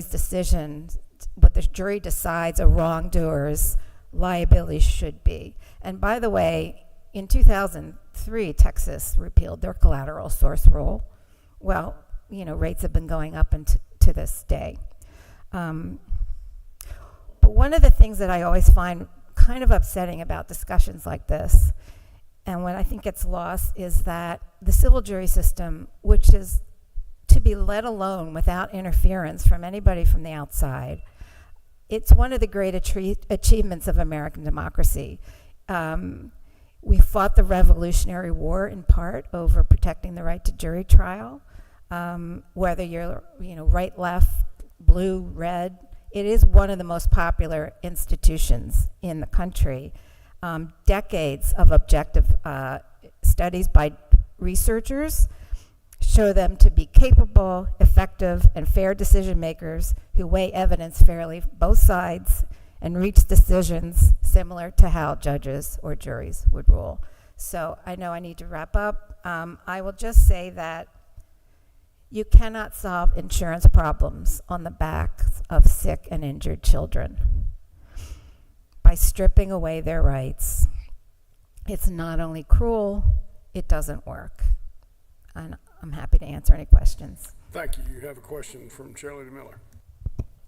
Thank you, Mr. Chairman. There is one thing, and I've read several of the reports that you guys have issued over decades, and it really does seem to be deja vu all over again in every place where these campaigns are run, and a crisis comes to be with lawsuits, and then we have to enact tort reform. One of the things that has been said by many people in this conversation is that Georgia is a judicial hellhole. I personally, as a lawyer who has practiced in this system and who has appeared in front of many judges and tried cases in front of many juries and seen justice served in many cases, most of them I agree with, even the ones I lost. Can you tell us a little bit about where this moniker, judicial hellhole, comes from? Who has insulted this state by giving us that name? Can you describe that organization? Have you studied it? The term, it's a PR term that was developed by a Washington, D.C. based lobby group called Americans for Tort Reform, which was formed in 1986 to represent the interests of large corporations who have a financial stake in restricting lawsuits. So they have put these out. There is no empirical basis whatsoever to this report. It has been debunked and criticized endlessly by academics, by experts, by journalists, they continue, like the U.S. Chamber of Commerce, put out bogus reports like this in order to pit states against one another, to attack the independence of judiciaries, and to attack juries. Thank you, Mr. Chairman. Thank you so much for being here. I think you mentioned during your remarks that you've studied this a lot and you've seen states enact tort reform and premiums don't go down. Why is there not a correlation to that, if you know? And then more importantly, because I don't want our companies to have these skyrocketing insurance costs, and so I am interested in ways that would actually bring them down. So could you speak to why bills like Senate Bill 68 don't work, if you know, and then what should we be doing if that's actually our goal? Well, one thing I want to point out is that insurers, as has been discussed here, they mostly make their money by investing the premiums that they get. This is particularly true in the commercial lines, where they can hang on to money for 5 to 10 years. And as a result of the way they make money, the profit cycle is cyclical. Rates will go up, they'll stabilize for 10, 12 years, then they'll go up again. It has a lot to do with the kind of the Byzantine way the accounting works with the insurance industry, which gets a little complicated, but in any event, it is not driven by lawsuits and claims, and what we always find is that the claims have never spiked, particularly, when you have to consider inflation and those sorts of things, but claims themselves are never spiking. So what's causing it is this profit cycle. This is something, it's a type of market that the entire nation experiences, not just the state of Georgia. We are in what's called a hard market right now, which is characterized by high rates. Every state is experiencing this. It's got nothing to do with a state's legal system. The states that have been, a few states have tried to get control over this. I recall back in 2005, Illinois passed a very strong law, which was based on transparency, opening books, forcing the companies to report more information, and getting some kind of better control over rates. And during the years that law was in place, and eventually it was voided out because of another law it was connected to that got severed. Anyway, it's complicated, but in any way, there were a number of years when this law was in place. What the insurance department found is that rates went down. Companies came into the state, competition was increased. So all these great things happened just because the industry was forced to be more transparent and was forced to be more accountable. And that's, I think, the way to do it. That was because the legislature or the governor, someone had said, or the insurance commissioner perhaps had said, we want insurance to be transparent, not because of tort reform, that the rates went down. Exactly. They said it was not because of tort reform, it was because of this insurance regulatory law. And one more question. We've heard in this committee, I think it was last week, or a couple witnesses have talked about this U.S. Chamber report about the tort costs in Georgia are just so much higher than everybody else. And could you shed some light on that? What's actually included in tort costs, and is Georgia actually really out of whack with any other state? If you could tell us about that. Here's another example of completely fabricated data. They use inflammatory words like tort cost or tort tax to get people upset.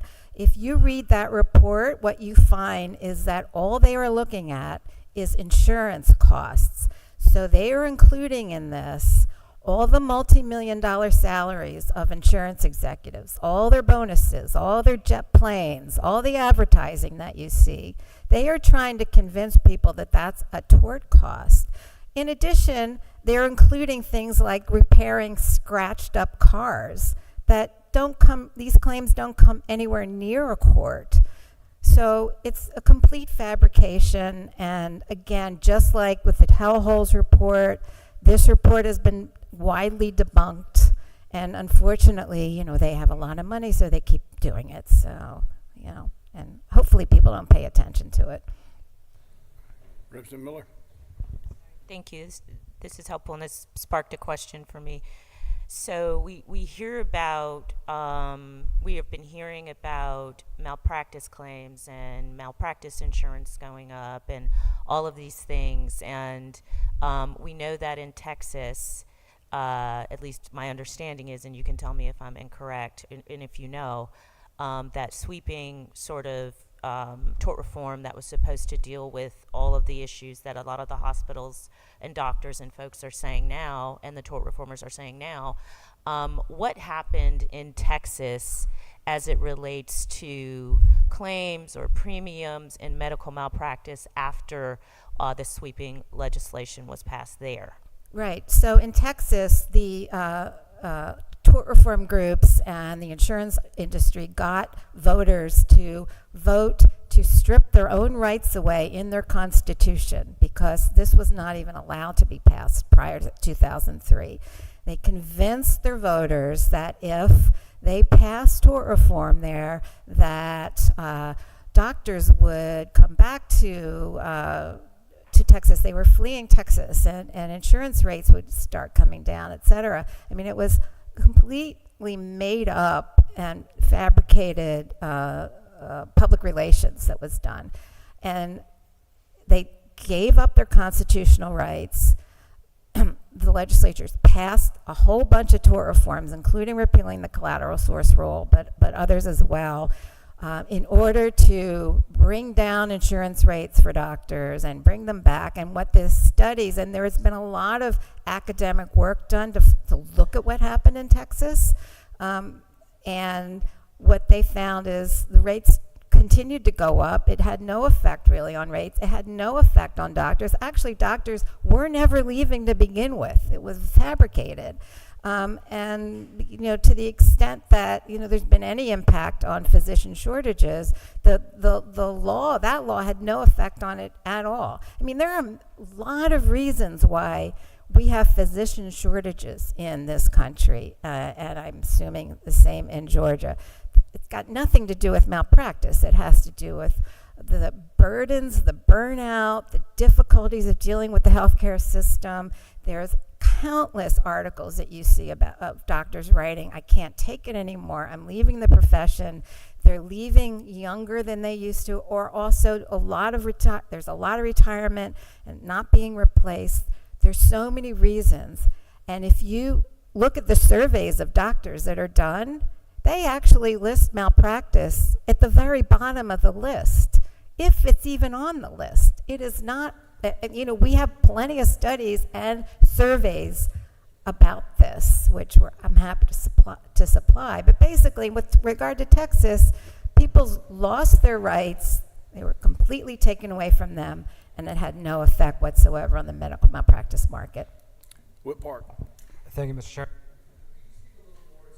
Sorry. What's happening in Florida? I know there was prior testimony given that after tort reform passed 2 years ago or so, that truck insurance rates went down. And then now, of course, there's a current investigation by the Republican speaker.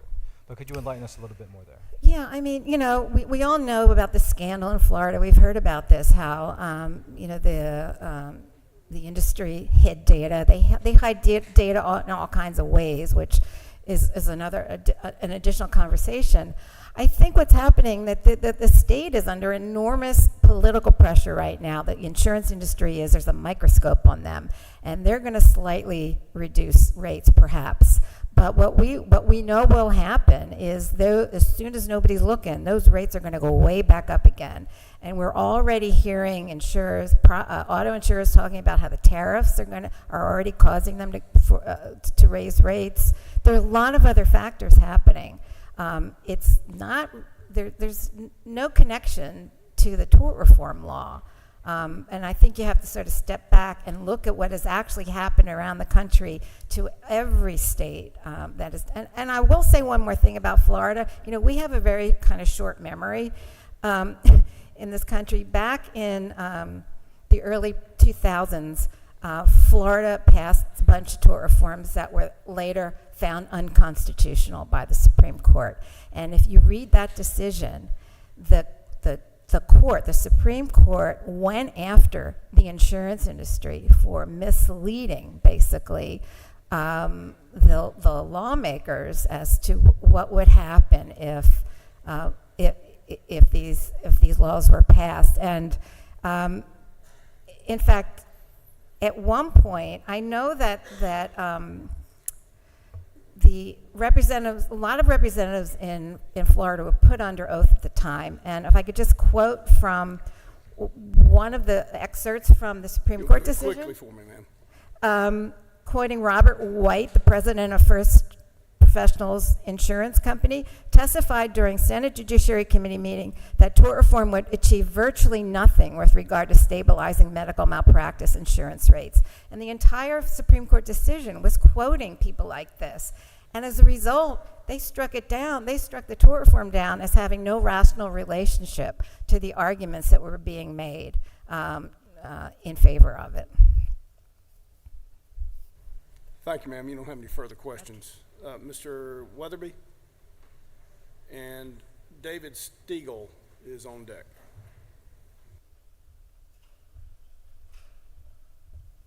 All right, my name is Alex Weatherby. I'm an attorney in Atlanta.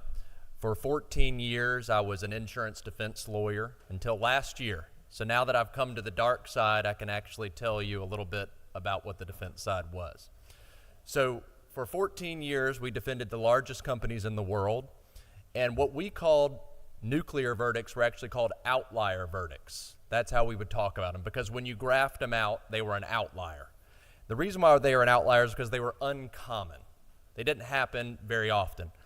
At my law firm, we defended 7,000 of these cases.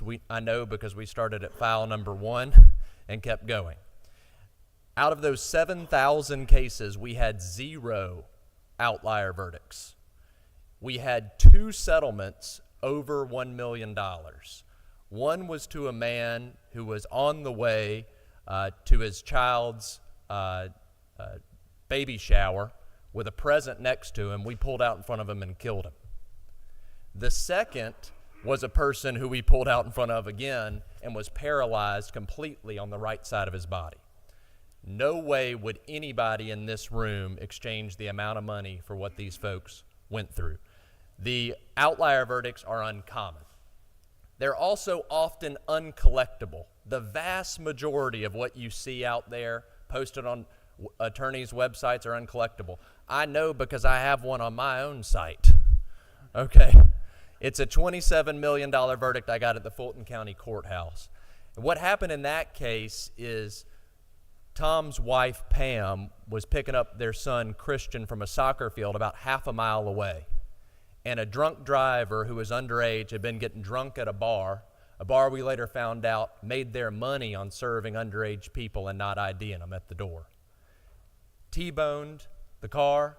Pam dies instantly. Christian crawls over his mom, kicks out the door, and survives. So they awarded us $27 million. Now, even though it was uncollectible, that doesn't mean it didn't matter. That bar is no longer in existence, and everybody here is better off. Many of the folks in this room will actually drive right by where the accident happened. I mean, it was literally half a mile down the road, and they were continually putting drunk drivers. So MAD, Mothers Against Drunk Drivers, is right. If we had this law, that judgment would not have happened. And why? Well, one of the main reasons is that you can't argue pain and suffering until the end. Well, in Pam's case, she died on the scene. I mean, I think the medical bill was about $1,500 to take her to the coroner. So there was no real special damage. It was all about what's Tom's life worth, the fact that he's still not married 10 years later. What's that worth? My final thing here is that it's explainable. When you look under the results of any of these outlier verdicts, and we've heard a lot about them today and yesterday, these are not my dad's plumbing company, okay? They're not employing 10 good old guys who are going out and doing good work. There are people who are doing shady things, and they do it in the courtroom and out, and that's why I understand you have a former judge up here. That's one reason I wanted to bring up, which hasn't been mentioned today, the motion to dismiss component. The folks that are most likely to take advantage of the fact that our state courts are overworked are these bad acting defendants like that bar that killed Tom's wife. They'll file a motion to dismiss. It will be pending for years. We already have a requirement that all motions be ruled on within 90 days. It's OCGA 15621. It doesn't happen, as the judge will tell you guys. It doesn't, not because they're not good judges, but because they aren't able to get to it. They just have way too much to do. You'll have cases pending, families that are trying to get over a loss for a year. Thank you. I don't see any questions. Thank you for your testimony. David Stiegel. And then next up is Jen Jordan.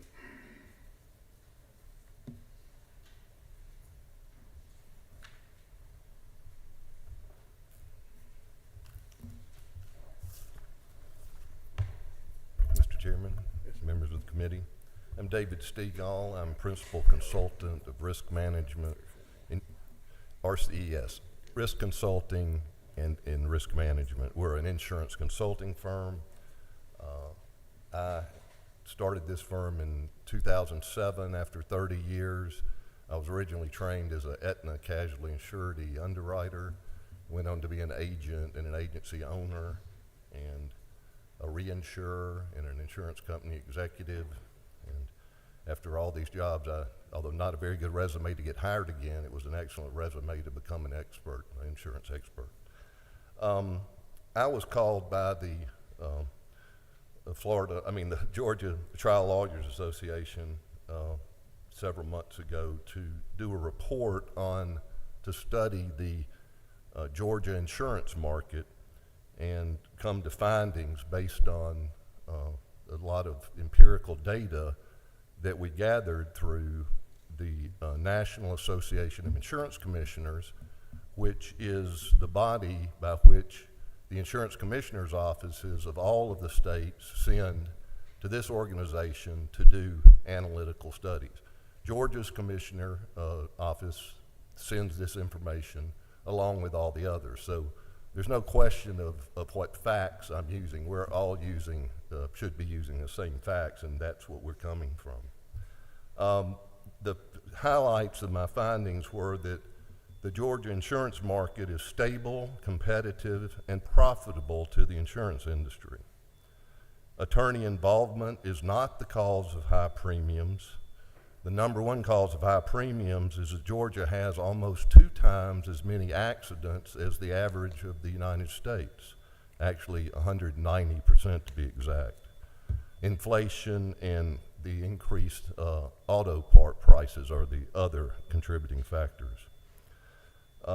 Carriers are not fleeing the Georgia insurance market as some have said.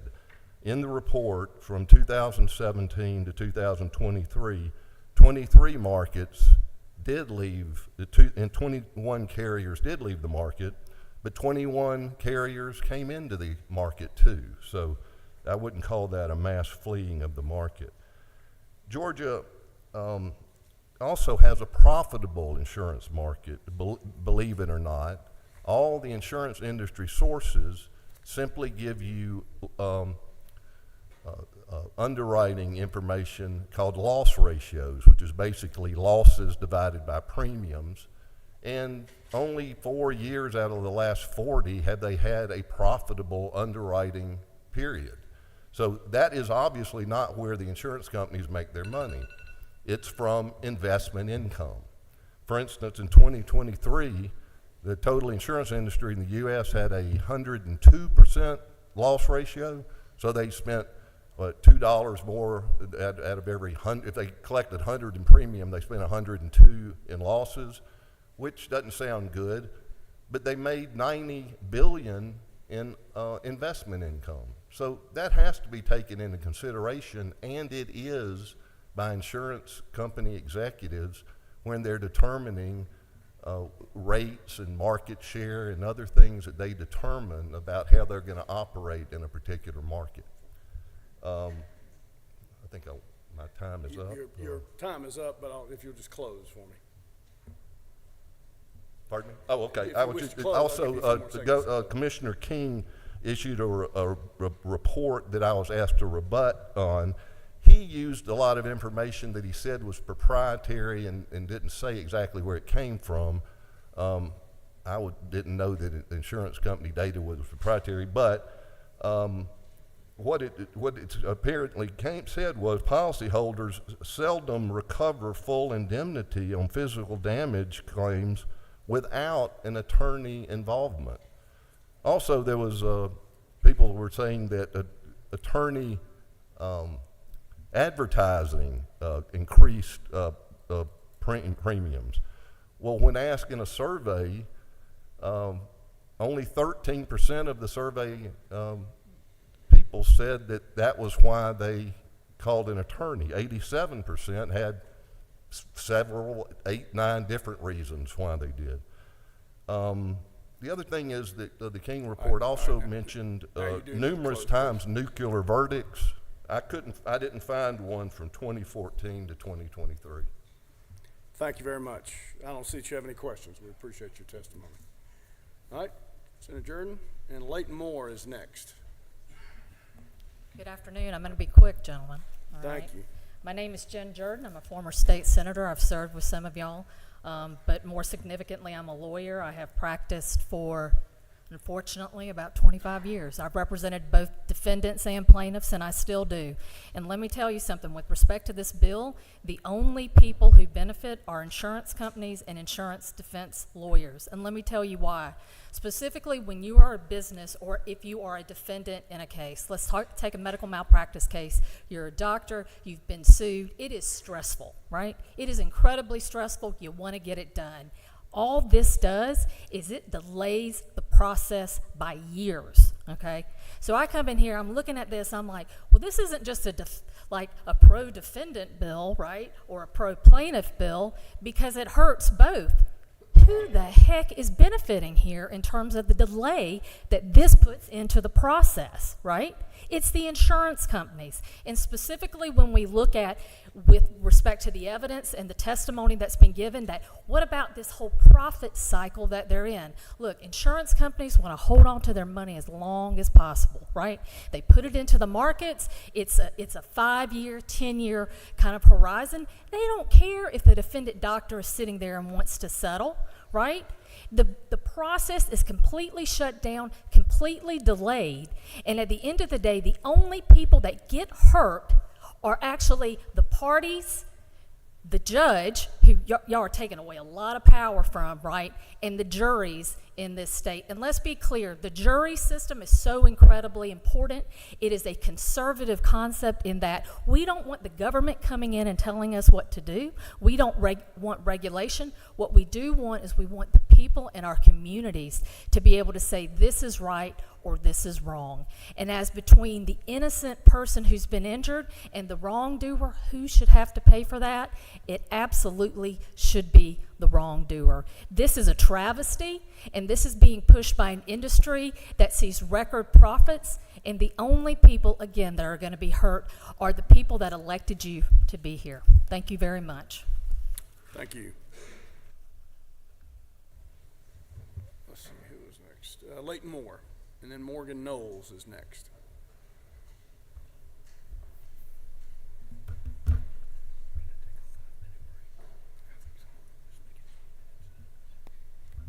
Thank you, Mr. Chairman, honorable members. I'm going to speak to Section 7 and specifically to the application of that section to future damages. Current law permits a plaintiff to prove and recover the face amount of a medical bill. Evidence of whether they have health insurance or what amount that insurance will pay is excluded, just like the evidence of a defendant's liability insurance is excluded. And there are good reasons for that. On the defense side, the worry is the jury will award more if they think the insurance company is going to pay it. On the plaintiff's side, one concern is the jury's going to award less if it believes the plaintiff's insurance company will pay for future care. This bill changes that in a way that only benefits tortfeasors and their insurance companies. The supporters of the bill refer to the difference between the face amount and the discounted portion as phantom damages, but it's not. When the plaintiff has to go collect those damages in a lawsuit, they have to hire a lawyer to do that. And most people can't pay a lawyer by the hour the way an insurance company can. They have to pay a contingent fee. So that comes out of the amount that's awarded. If the amount that's awarded is only the cost of care minus what it's being referred to as phantom damages, then the attorney's fees come out of that cost of care and the money's not enough.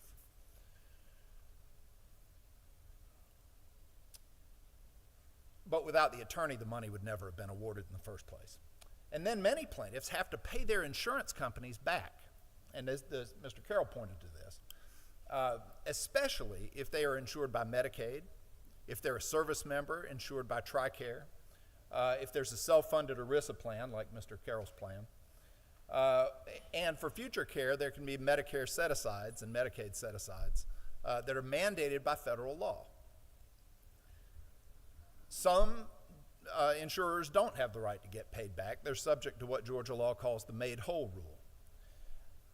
The rules that govern this repayment are very complex, and many lawyers don't understand them. Rules like subrogation or the enforceability of hospital liens, ERISA, probably the most complex federal statute there is. The Secondary Payer Acts for Medicaid, TRICARE, Medicare. Lawyers like myself hire specialized attorneys to address these issues because we frankly don't understand all the ins and outs.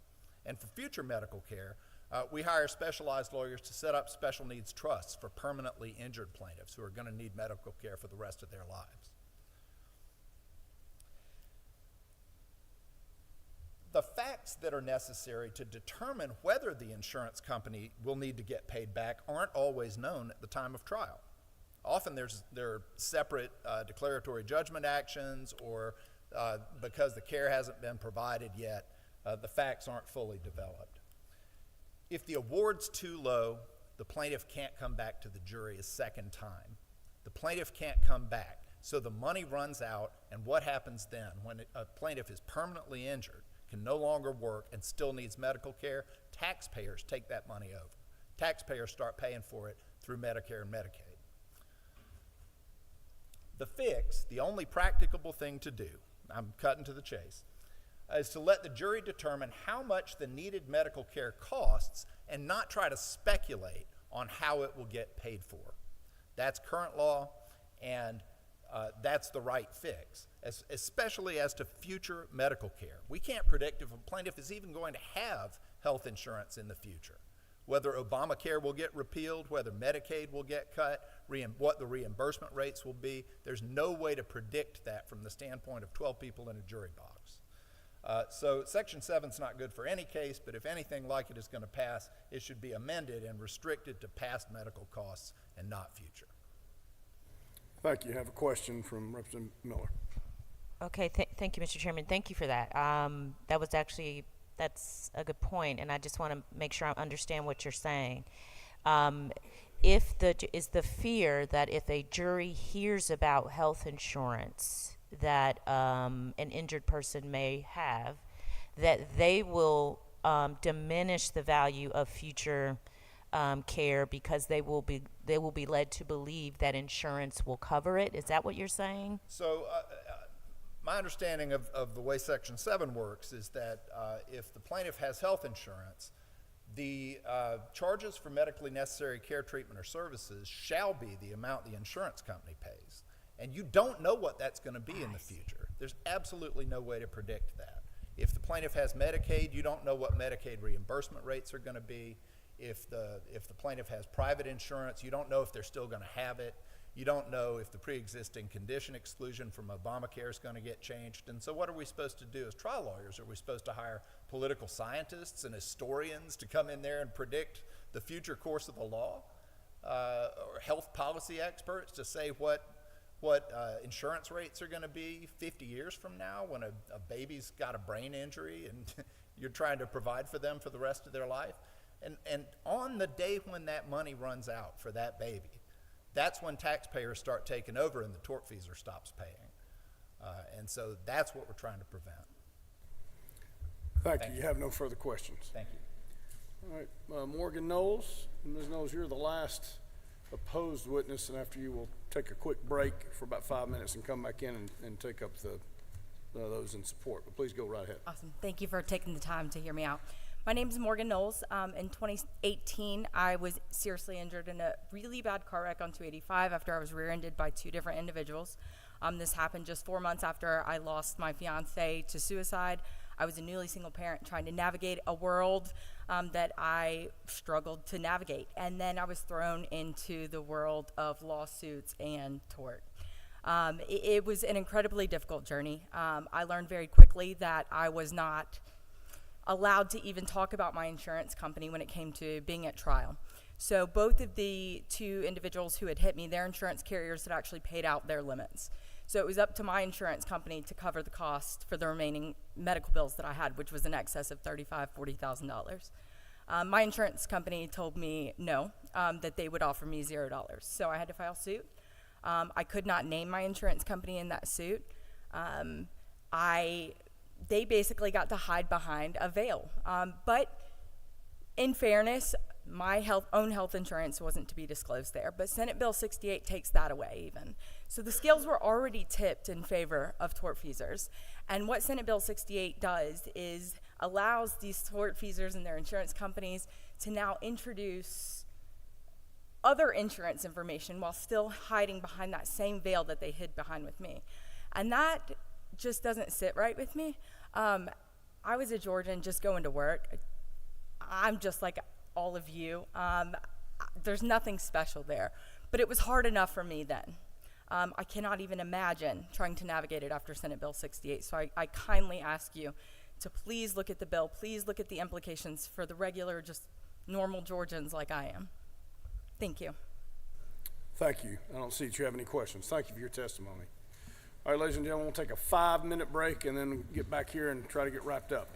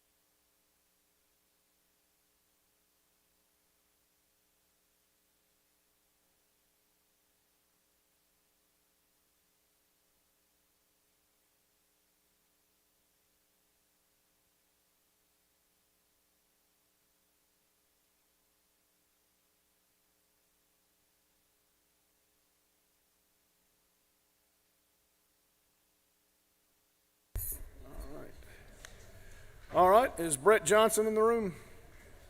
Ms. Johnson, why don't you go ahead and get us started?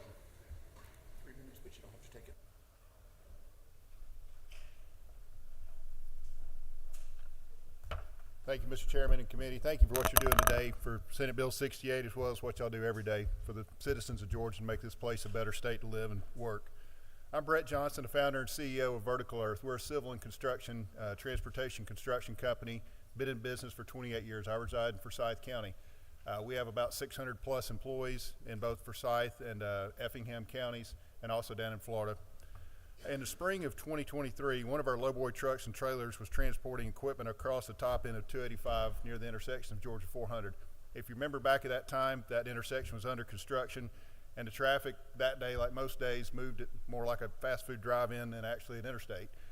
So our truck was easing along through that area, and another car merged in front of our truck at the low speeds. From the dash cam footage, it's hard to tell that there actually was a collision. We don't know exactly when it was, but apparently those two vehicles touched, my truck and that other car. The driver of the other car flagged down our truck and motioned over to the side. They called the police. Police wrote up a report. No injuries at the scene.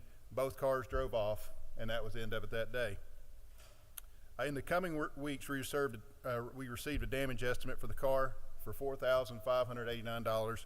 Relatively small by today's standards, and our carrier processed the claim. 6 months afterwards, we received a demand letter at our office. I was surprised to read that the attorney demanded we immediately pay $540 million. 9 figures for an incident that didn't involve any injuries at the time of the collision, and the car could be driven away. It could possibly argue the collision was actually caused by the other car even. This is 120,000 times X of what the actual damages were to the car. For whatever reason, our society's become desensitized to these large numbers, and they're very commonplace. We don't operate a billion-dollar company, and we cannot purchase excess coverage anywhere near these limits at any price, nor we should really need to. With this type of risk, we're forced to make business decisions about which counties we work in, which type of projects to pursue, and whether to even attempt to expand services to our clients because of these increased risks. And this type of minor accident could be the end of our entire company, as well as the careers of all 600 of our employees.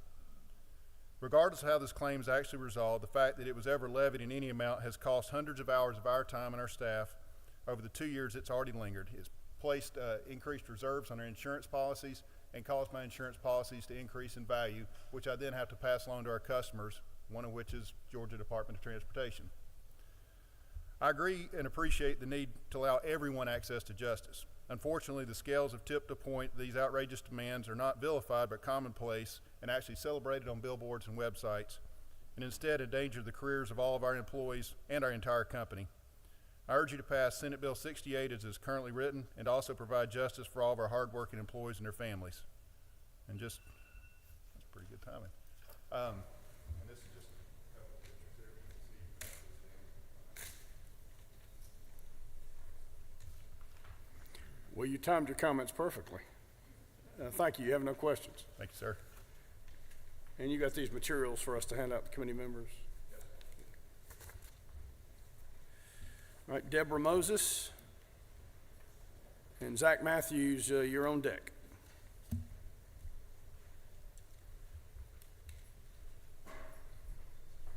Good evening, Ms. Moses, when you're ready. Thank you so much. I appreciate the opportunity to be here. I am Deborah Moses.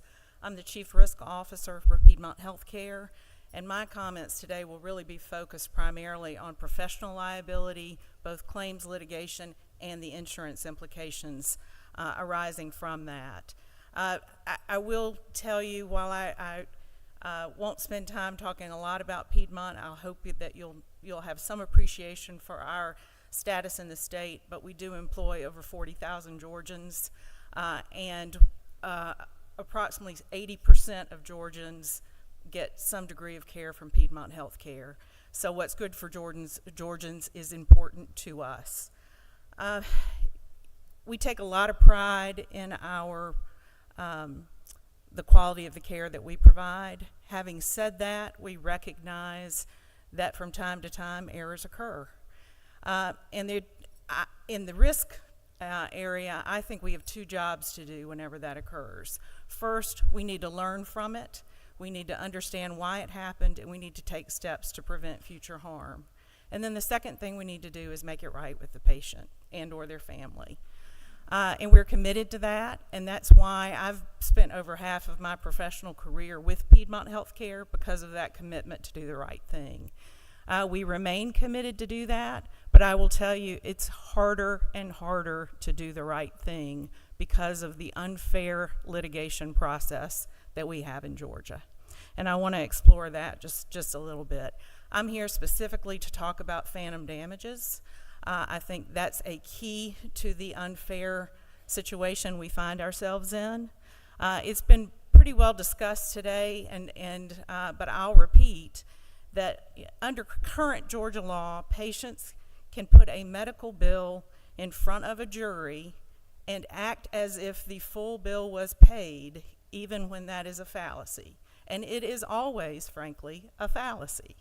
And we've heard a lot about collateral source and getting the benefit of the medical insurance that maybe some Georgians purchase. But I'll tell you, this is coming into play even when there is no insurance purchased. We're still being put on the hook for our own bill, which we weren't reimbursed for at all, but it will be put in front of a jury as though 100% was paid. It's a very unlevel playing field. And, you know, we've heard a lot today about how smart jurors are, and I certainly agree with that. I also think they're trying really hard to do a good job, but they need the accurate information to do that with. I think it's ironic that every single witness that takes the stand in a trial has to swear to tell the truth, and the trials are very fact-driven, but this is one area where a medical bill is submitted into evidence and it goes back into the jury room, and everyone in that courtroom except the jurors know that that bill is not accurate, but yet we condone that and we base damages on that. If I could have just a couple more minutes, please. You know, what impact does this have on Georgians? It is driving up insurance premiums. I can tell you that while Piedmont has a great experience from a claims perspective, our insurance, our professional liability, commercially purchased insurance has increased by 270% since 2018. And how does that impact Georgians? Well, you know, we do serve 80% of the state, and as a not-for-profit, we're investing back into those communities, and Georgians are much better off with us rather than spending that money on increased insurance premiums and insurance claim costs. They're much better off with us putting in MRIs, expanding emergency room access, buying state-of-the-art Da Vinci robots, recruiting and employing more physicians and nurses to provide that health care. So I think it's a fallacy to suggest that Georgians aren't experiencing this, and that this is a bill that is really focused on insurance alone. What we want is a fair playing field, and the first way to get that is to eliminate phantom damages. Thank you. You have a question from Whit Park. Thank you, Mr. Chairman. I know you're here to talk about phantom damages. You know, I've read some studies saying that, at least per analysis of Texas, adoption of caps on non-economic damages does not reduce, but may actually increase healthcare costs. I'd love to see if you have any studies or analysis that would otherwise rebut that claim. I am concerned, especially as we're focusing on Section 7 today, of some of the claims as well as some of the information I've received that patients, especially those who are uninsured, those who are on Medicare or Medicaid, would only be able to receive catastrophic care under this legislation. Can you better help me understand Section 7 and the impact that this legislation would have, especially on our underinsured and our uninsured population? Well, the first thing I would say is, you know, we employ thousands of providers who are providing that uninsured care, who are providing care for Medicare and Medicaid patients, and it's not going to impact the care that they receive. I don't understand that argument. I may not be the best person to address that, but I see no evidence that that would be the case. With regard to your question about Texas, I don't have studies. What I have is real life experience. We live this every day, and we're trying to resolve cases for a fair amount every day. We did hear some comments that, well, the reason they should be able to put the full bill in is because they have to hire a lawyer to get a recovery. That's also a fallacy. I can speak for Piedmont Healthcare and say, if we owe you, we're going to pay you whether you have a lawyer or not, and we're going to pay you a fair amount. We've got a long experience with doing that, and we have patients that leave happy because we've treated them fairly. So I don't have studies. I know we heard from the law professor from New York, and that this has no impact on tort reform. The only thing I can tell you is severity in professional liability claims. I think we've heard some testimony today that there is no increase in severity, or Georgia's no worse than any other state. There is independent actuarial analysis showing that in professional liability claims, Georgia outpaces the rest of the nation 2-to-1 in the severity of claims in the last decade in the professional liability space. And it would be naive, I think, for any of us to believe that that's not driving up insurance premiums. If you could share that study with us, I think that'd be greatly appreciated. Now, again, especially for those who support this bill, I'm very concerned in terms of the potential impact this may have, again, on Medicare, Medicaid, and otherwise uninsured patients. And so certainly appreciate your testimony and all the good work that Piedmont Healthcare does. So I'll leave it there. Thank you. Okay, thank you. Thank you. You have no further questions. Great, thank you. Oh, wait, I'm sorry. My fellow doctor practitioner. Thank you, and thank you to all your team and the 40,000. They're doing great work across a large part of Georgia.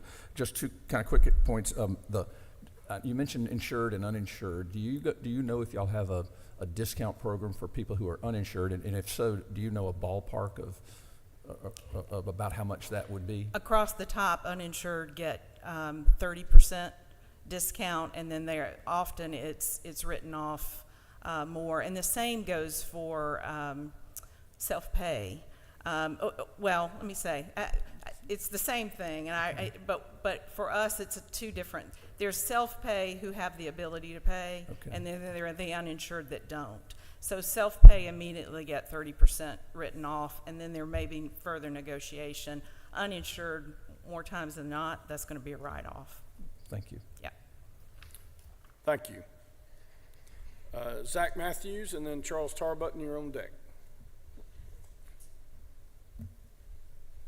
Good afternoon. My name is Zach Matthews. I'm with McMickle, Curry, and Branch. I have a little presentation here if I could just bring this up. We primarily defend truck wreck cases with the occasional catastrophic injury case in the negligent security space. Yes, sir. What I did was yesterday I reached out to one of our clients to get a quote on the commercial auto rates for one truck or commercial auto in Alabama versus Georgia. As of yesterday, insurance in Georgia is 32 to 40% more expensive than in Alabama. I actually had a conversation with my eye doctor on the way here. I had to go by the eye doctor, and I asked her, do you have a commercial auto for this eye clinic? She said yes, for our employees to drive. It's not just big trucks. Why are insurance bills higher in Georgia? Where is my extra insurance money going? One of the things we do is litigate a lot with litigation-based medical clinics. There are specialty clinics we call lien clinics that basically just do lawsuits. In discovery, we have been able to get information from them about how many of those cases they are doing. This is one example from a North Georgia lien clinic that in 3 years took in 29,340 patients from lawyers. The lawyers are on this list. They're redacted right there for their courtesy, but practically every law firm that does personal injury work in Georgia participates in this space. That clinic billed those 29,000 people $231 million in 3 years. They collected $51 million. Fewer than 0.001% of those charges were routed through health insurance for those plaintiffs. This is real data. This is not hypothetical. It's right there. That's from inside the House. This is data on how many Georgians have insurance by category. 11.4% of Georgians are uninsured. I would challenge you to walk around and find 29,340 people who don't have insurance out of the 11% of this population walking around these streets. It's impossible. They are convincing people not to use their insurance. And that's driving them out of the healthcare system and out of the structures the healthcare system has to govern these procedures. One of the things that one of the doctors testified to earlier was that Medicare, Medicaid doesn't pay reimbursement for certain procedures, so there's nothing to compare to. That is true. Medicare, Medicaid doesn't reimburse for snake oil either. They don't reimburse for procedures they don't believe are medically necessary. So part of the problem is when you take people out of health insurance, you're taking the referees out of the game. No one is checking to see if these procedures are necessary or medically indicated. The same liability insurer that gave me that rate quote is currently losing 28.9% per year in Georgia in auto. Those of you that run businesses know if you lose almost a third of your money a year, you're not going to stay in business very long. They do make money in other spaces, but this is a space that they're not going to be able to turn a profit in this state. These are real pictures of real injuries that we've seen, almost done. $1 million demand, no damage. $1 million demand, bumper tap. $1 million demand, no damage. $1 million demand, $800,000 in medical expenses with no damage. We have testimony from citizens of Georgia saying that they have been convinced to go off of their insurance and accept injections to drive up the value of their lawsuit. And we have emails from inside the House between members of the Georgia Trial Lawyers Association and lien clinics saying, quote, there is a $1 million policy on the other side in all caps. I gave this info earlier. She wants to end treatment, and I wanted her to continue. At the end of the day, this is about money. The policy premiums that people are paying in Georgia are going to line the pockets of people that are specializing in this space, and it's an easily correctable problem. This bill will correct that problem, and it should be passed. Thank you. Representative Evans. Thank you, Mr. Chairman. First, could we have these slides and any of the background information? I mean, you kind of flipped through that really quick and said there's all these medical damages, but we don't have any. Show me which slide you'd like me to show. It's anecdotal, so we don't have any, we don't know, right? We don't know any details about what actually happened in these cases. You want to swear me in? Well, I wish I could, but do you have some actual data that you can share with us other than this summary PowerPoint? This data was produced to us in discovery in an actual case. Can you give us I certainly can. the production? I don't know that I want to do that. I don't think it would be very well, you gave us the respectful to them. summary, so Yes, ma'am. we can't have the background facts? If you want to send an email to my office, I'll see if that can be arranged. I I'll reach out will, to their counsel. and you can leave it with me before you leave. I want to go back to where we started, though. You showed this quote from a Georgia carrier and an Alabama carrier.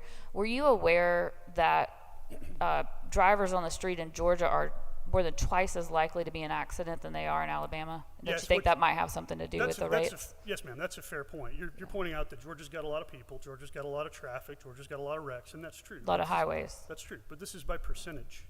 This is by percentage. No, but so why should it be more expensive amount in Georgia by percentage than it is in Alabama? It doesn't make any sense. Because you're twice as likely to get into an accident here, and the rate, the difference of what Georgians pay is not that much more than they pay in Alabama, considering they're twice as likely. That should probably be double if we were going on percentages, right? I don't know that I follow that math, but even if that were true, it still doesn't make sense that an insurance company would be losing this amount of money a year. I mean, well, and that was my next question. Where's that information? Who is this liability insurer, and where is the data that we can look at to say that they're losing 28.9% a year? They were generous enough to share this with me, but they asked me not to use their name, and I'm going to respect that. So there's no way we can fact check anything you just told us? We don't know who it is. We don't know what 28.9%, where that comes from. Sure. We have no idea, right? That's true. You can accuse me of lying, and I'll take that. Yes, ma'am. Well, I'm not accusing you of lying. You don't know what you can't know what they told you is true. They didn't want to give their name. Yes, ma'am, they didn't want to that's give right. any background. No, they showed me the background data. I put the math together for you. Well, can you share it with us? No, ma'am. Thank you. I'm sorry, I just had a, thank you, Mr. Chairman, just had a question about your 11% Can you go back there? Okay. So you're saying that 11% of Georgians are uninsured? This is not me saying this. This is publicly available data, but that's my understanding. Yes, ma'am. Okay. And so I guess my question is, what is that number and who composes that number? Like what is the actual number of it, and then who's in that number? Those would be people who are not being provided with insurance by an employer, by a federal government program like Medicaid or Medicare, which is split out in the chart, by military. There's a small percentage of military insureds, and the non-group insurance is just kind of a catch-all category. Those are people who don't have health insurance. Yeah, but I mean, I guess my question is, the percentage is smaller than, I guess, other folks, but like, what is the number, and then what is the correlation of that to the folks who saw this, who went to this clinic? I mean, it seems like you're trying to make a point with that, and I didn't get it. Yeah, okay, I'm sorry. There are 11% of people walking around who don't have health insurance. So if you go out in the room and you count 100 people, you should find 11 of them who are uninsured from the population of Georgia. This clinic managed to gather up 29,340 people for a 3-year period to treat, and none of them had health insurance. I don't buy that.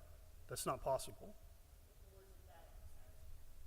Is it that they don't have health insurance, or they elect not to use their health insurance, or is it that? So that's what you're saying? Yes, they are electing not to use their health insurance. Yes, ma'am. And you know that for 29,000 people, that's what you're representing? That's not what I'm representing. That's what their data shows. I can show it to you. And out of $230 million charged, their insurance receipts total was $27,000. That is 0.001%.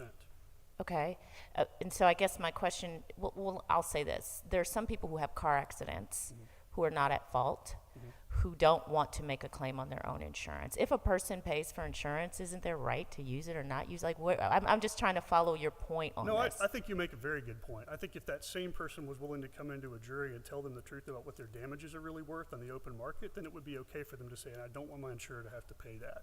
But when they elect not to use their insurance, and then they try to use that as a lever to get the full 100% charge master in at trial in order to inflate their own damages and inflate the damages of the people that have treated them on a lien, I do have a problem with that. I don't think that's right. Okay. All right, Mr. Tarbutton, and Vicki Lewis, you're on deck, ma'am. Just trying to turn this off for you, sorry. All right, hold on, Ms. Matthews, if you come back 1 second. I was just going to find your email on the bar website, but I typed Zach Matthews and I didn't see you. Could you just tell me your email address? zmatthews@mkblawfirm.com. 2 H's? I mean, 2 T's? 2 T's, yes, ma'am. zmatthews@mkblawfirm.com. mkblawfirm.com. Thank you. No problem. All right, Ms. Tarbutton.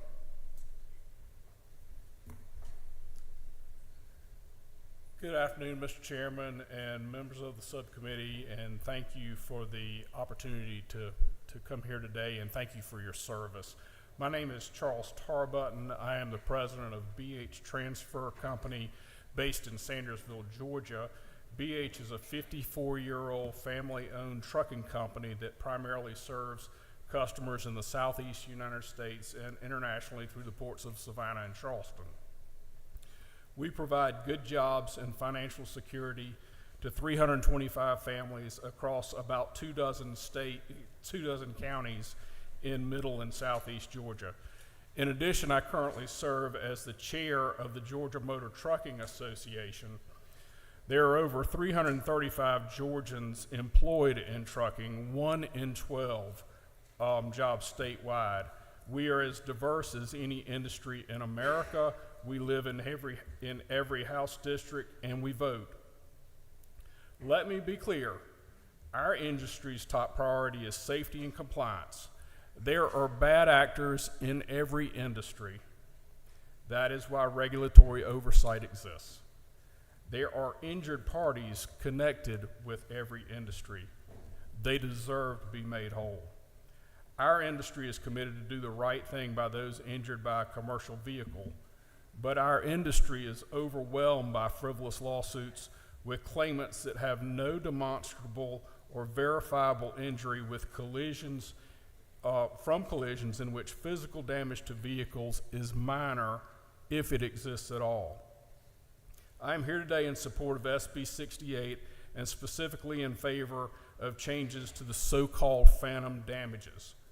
Phantom damages are inflated economic damages calculated using the dollar amount a patient is billed for medical services instead of the amount actually paid by the patient or his insurer.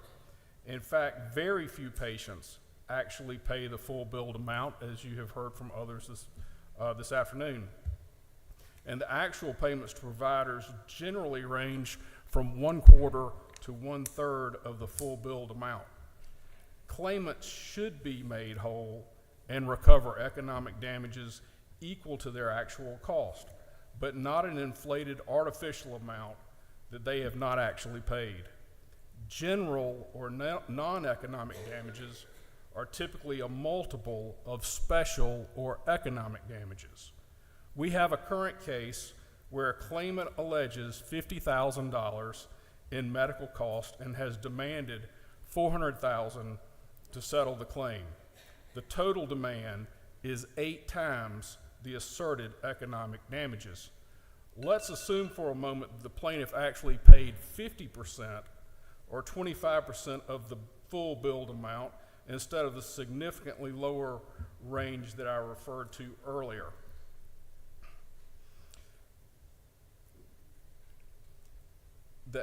Still, the 8 times actual economic damages would yield a demand of $200,000 versus the $400,000.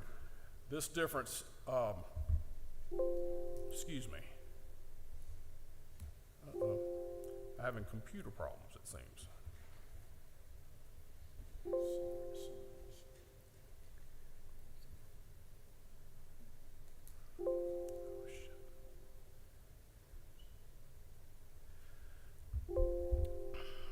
The total demand is 8 times the asserted economics. Excuse me. The difference between the billed amounts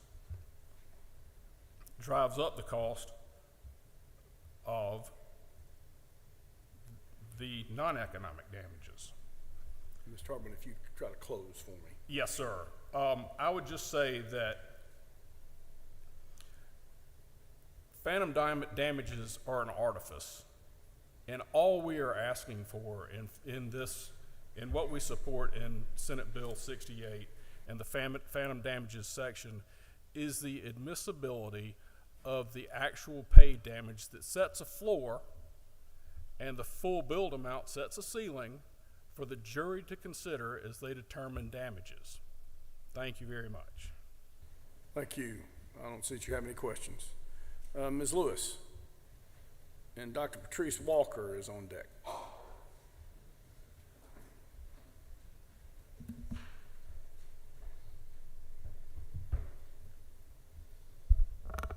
Mr. Chairman, members of the committee, I'm Vicki Lewis. I'm the president and CEO of Coffee Regional Medical Center in Douglas, Georgia. I'm here today to encourage your support for healthcare liability reform. This reform is essential to our hospital. We are a 98-bed acute care hospital in South Georgia. In addition to serving our county of 44,000, we serve 6 nearby counties, some of which have critical access hospitals and some of which have no inpatient services. We provide obstetrics, cardiology, oncology, and general surgery. We have a very, very busy emergency department and bring patients, again, from a pretty wide geographical area. We're about the polar opposite of Piedmont. But we care for all patients regardless of their insurance status or their ability to pay. In 2024, we delivered 1,000 babies. We saw 52,000 people in our emergency department and our walk-in. We cared for over 8,500 oncology patients, and we performed 4,000 surgical procedures. Again, pretty remarkable for a county of 44,000 residents. Our services are essential and foundational to our county and our surrounding communities. We know that a strong hospital is part of the economy, and we take that responsibility very seriously. There are 2 primary challenges Coffee Regional faces every day: the recruitment and retention of talented physicians and staff, and operating with a positive bottom line. The tort environment in Georgia is a challenge to both of those. Certainly, our payer mix and our rural location bear on these challenges, but the continuing increase in costs for medical malpractice, including defense and insurance and premiums, bring a significant challenge. We believe, like other hospitals, it's our responsibility to have appropriate insurance, and we have a deep understanding of patient care. None of our caregivers or physicians come to work every day to harm anybody. Our care is to, we want to do what's expected, and we believe in a patient's right to file a lawsuit if something unexpected happens. But we also support hospitals and physicians' ability to care for their patients in a safe and calm way, and we do everything we can to support our physicians.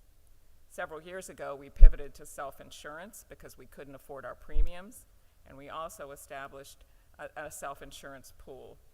Despite our efforts to control our costs by doing this, we have experienced dramatically increasing cost of defending the hospital and our physicians. Since 2024, Coffee Regional's excess coverage costs has increased by $3.5 million. I just have a couple of more things, if that's okay. So this is not our insurance premium. This is the excess coverage that we have to buy that sits on top of our self-insurance fund. This is multiples of the bottom line that Coffee Regional Medical Center is able to earn each year and experience. Our excess coverage carriers tell us the reason for the increase is, as you've heard before, not related to the experience in Coffee County, but rather the verdicts and settlements throughout Georgia, including the number of cases exceeding $10 million. It's challenging to avoid passing these costs on to our patients. Last year, we had a physician who, after a long career in a high-risk specialty, decided, along with his lawyers, to take a case to trial. They had tried very, very hard to settle the case for a fair and reasonable amount. They were not able to do that. They decided to take the case to trial, and unfortunately, several things happened in that trial that have been described today as well. The jury was prevented from knowing how much plaintiff and plaintiff's insurer actually paid for medical costs and what the balance to the patient was, leaving the jury with a very inflated impression of the cost.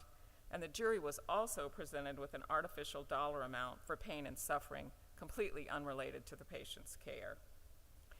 The jury awarded a very inflated amount to plaintiff, and unfortunately, after that, our physician made a difficult decision to step away from medicine. It was very deflating for him and discouraging. That jury decision also impacted other physicians on our staff and their decisions about whether to settle a case or to go to trial. And I think that their confidence, too, in their own medical care was impacted. So we've attempted to recruit and replace this physician for 18 months and not been able to do that. Our mission at Coffee Regional is to provide exceptional care and wellness close to home. It's a challenge for many South Georgia residents to travel outside South Georgia to receive care. We don't want to stop providing specialized services, especially when significant numbers of our community need it, but we certainly contemplate that every day. I believe with the legislative support of Governor Kemp's reform package and Senator Kennedy's Senate Bill 68, healthcare liability costs will indeed be reduced, and I'm confident Coffee Regional Medical Center and our colleagues at other hospitals will be provided with the opportunity to continue to operate as full-service hospitals serving our patients and communities. So I urge your support of this important legislation. Thank you. You have a few questions. What part? Thank you, Mr. Chairman. Mrs. Lewis, first and foremost, thank you so much for all of your incredibly important work, especially in serving the patients of South Georgia.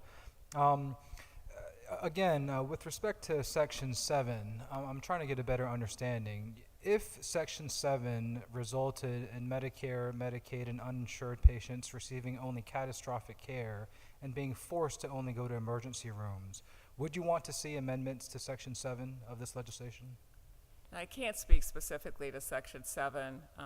You know, again, our mission is to care for all patients, regardless of their ability to pay, regardless of how they enter our system. So we provide care on an ambulatory basis and obviously in an emergency department.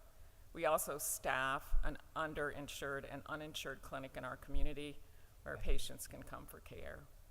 Thank you. Greatly appreciate that as well. One additional question. Would you be able to share how much in uncompensated healthcare costs you currently have and how that contrasts to your insurance costs? Can you ask the question a different way? So, you know, we have uncompensated healthcare costs, right? Understand. And certainly, you know, it sounds like y'all are serving a lot of those patients who have no health insurance whatsoever. At least with respect to Piedmont, they simply write them off. I'm trying to get a better understanding of how much for the hospital associations, but for y'all as well, how much are your uncompensated healthcare costs? For every dollar we bill, we collect 22.5 cents. Okay. So we have a significant amount of uncompensated care. Again, that's directly related to the number of patients we care for that are uninsured and those that are underinsured. So it is a significant amount of money. We are about a $600 million operation from a gross standpoint and a $170 million operation from a net standpoint. So you can see the impact of what we're doing is very difficult. So our uncompensated care is significant. Absolutely, and I've certainly worked on various proposals to cover our uninsured population to help address those uncompensated health care costs. How does that then compare to y'all's rising insurance costs? I think there's a direct correlation. You know, I think that the rising insurance costs are a function of unfortunately the costs that we have to pass on to our patients. We allow for that because we care for patients no matter of their ability to pay. You know, so it's every commercial contract we have is a discount off billed charges, or we have a contractual rate that is a small percentage of our charges. We work very hard not to inflate our charges because we know that our community cannot pay those. But I think the 22.5 cents speaks for itself. Thank you. You're welcome. Thank you, Whip Park. Chair Lady Miller. Sorry. Thank you, Mr. Chairman. I want to ask a question because I'm still struggling to understand some of this billing stuff. Not an expert in it at all, but if a patient has a procedure in the hospital, it's $100,000. In the facility, it's $100,000, but they don't use their insurance. Do they owe $100,000, or do they owe only what their insurance would have paid? So let's say, for example, $25K. Okay, your question's confusing. Does the patient have insurance or not have insurance? The patient has it, but let's say they don't use it in my hypothetical. So the insurance is not billed. Patient has a procedure. The procedure costs $100,000, but if the patient had used their Blue Cross Blue Shield or whatever, it would have been essentially a $25,000 bill. What number of that would the patient owe? Would they owe you the actual $100,000, or would they owe you the $25,000 that you would have gotten if the patient had used his insurance? Does that make sense? Not exactly, but Okay. I'll try to address the question Okay. anyway. First of all, if a patient has paid for insurance and has insurance, what our financial counselors would do is to encourage that patient to use their insurance. It's a premium they paid, they have it, they've qualified for it. Okay. So we would encourage them to do that. Okay. If a patient doesn't have insurance, they do receive a discount as a cash, if they pay cash over time or in a lump sum. But again, we write off a significant amount of our care because of patients who don't have insurance. I really struggle sometimes, and I know there have been some examples here with patients not using coverage that they have. If the premiums have been paid in part by them and in part by an employer, obviously it's coverage they have, and so they typically use it. Balance bills are often also written off. So again, if a patient's insurance company has a discounted off-bill charges kind of summary, and the insurance pays a portion of that. We try to work out, payment plans with patients, and oftentimes those are written off. Is there ever a situation, and this may not happen, but I just want to understand, is there ever a situation where a patient shows up, patient goes to ER, for example, or is admitted, patient's insurance is not billed, patient then is involved in litigation over their injury, and it's a $100,000 bill. Does the hospital benefit more? I guess what I'm trying to ask, are there situations, or are you aware of situations where hospitals do not bill the insurance because getting a settlement from the lawsuit will actually be more money than billing the insurance? Never. Okay.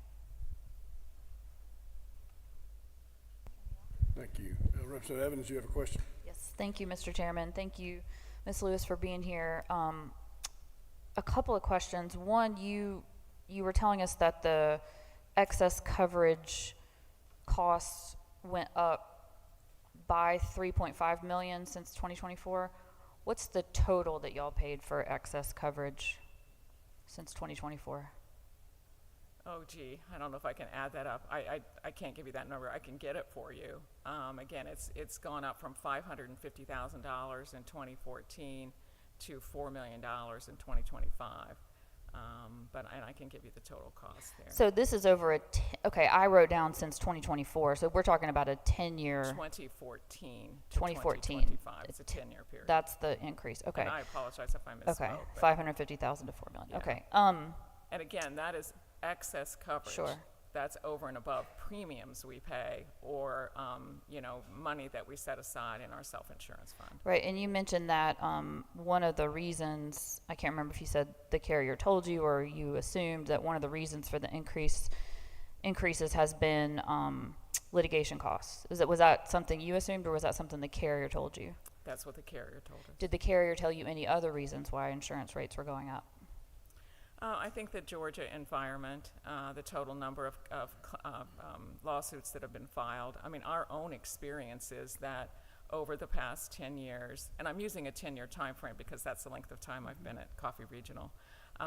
Over the past 10 years, the number of lawsuits filed annually has increased steadily. And do you have those numbers for us, the increased number of filings? Or did the carrier provide it to you? So the lawsuits filed? Yes. I can get those for Okay, you. that would be great. And then, but my question, I want to go back to it, was, did the carrier give you any other reasons for the increase? Are you saying that the carrier said the increased costs were just because the number of lawsuits filed were going up, or was there any other reasons that they gave? Yes, there were other reasons that were given. What were those? I think they're varied a little bit. One of the reasons is the attachment points in the policy. Because of our exposure and the number of lawsuits filed, we paid an extra premium to bring those attachment points down. Anything not related to lawsuits that the carrier said was part of the reason for the insurance increase? No. That just lawsuits? Not given to us. Again, I'm not saying that there might not be other reasons, but those were not shared with us at the time that we were renewing our policy. And who is the carrier? MAG. Okay. And you also, I think you were saying, I want to make sure I heard this right, you believe uncompensated care is probably part of the increase as well. Did I hear that right? Maybe I didn't. No, I don't think you heard that correctly. Okay. I don't think uncompensated care is related to it. Again, I think the number of lawsuits, the amount of the settlements, the risk. I mean, the actuaries are obviously the ones that run the math on what the premiums are going to be for us. But it's not just our experience that drives those premiums. And we've been given pretty clear information about that. That is a Georgia-related experience. And we can get that data that you had that's pretty clear. You could share that with us? Again, I only have that for our premiums. Okay. So. Right, but that's fine. You also said that someone had told you the number of cases exceeding $10 million was part of this reason. Do you have that data that you can share with us as well? We do. Okay. do you believe that, well, I know recently y'all have done a great job having to deal with the aftermath of Helene and the extra care I'm sure that was required for that. I know y'all had problems with power and water and other things, right? We did. And that was not the first storm that y'all had to deal with, right? It was not. How many would you say over the last 10 years, major storms where you've had similar sort of, I mean, this one was a pretty bad one, but how many do you think? I mean, 3. I mean, so not every year by any stretch, 3. Do you think that any of those storms had anything to do with the increase in coverage? In medical malpractice? The excess coverage, anything, any of your insurance costs?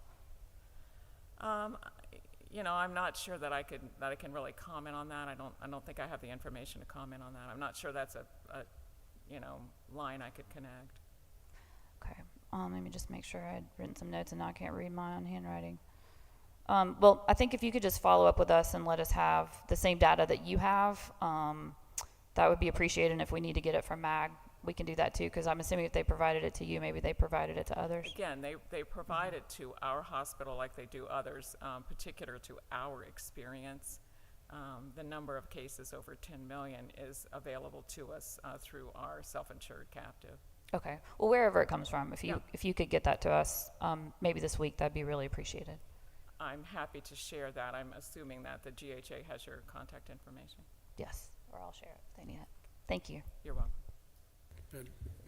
Chairman Newton.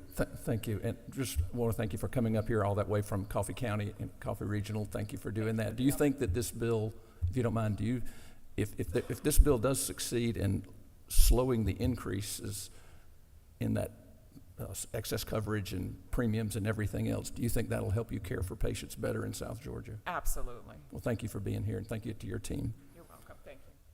Thank you, and thank you for your testimony. Dr. Walker, and Dr. Cannon is next.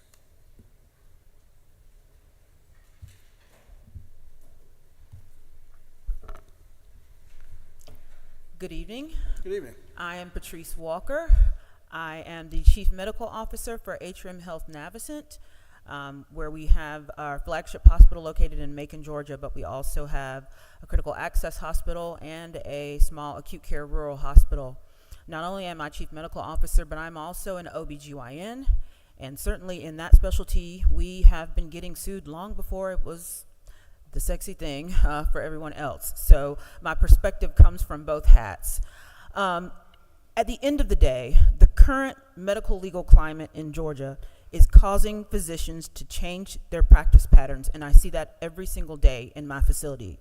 And what I mean by that is there are some things that are more subtle than others. For example, I may have a physician who orders low value testing just to be on the safe side. I may have a physician who keeps a patient for an additional day just to be on the safe side, when all other evidence-based practices say the test is not necessary or the patient can go home.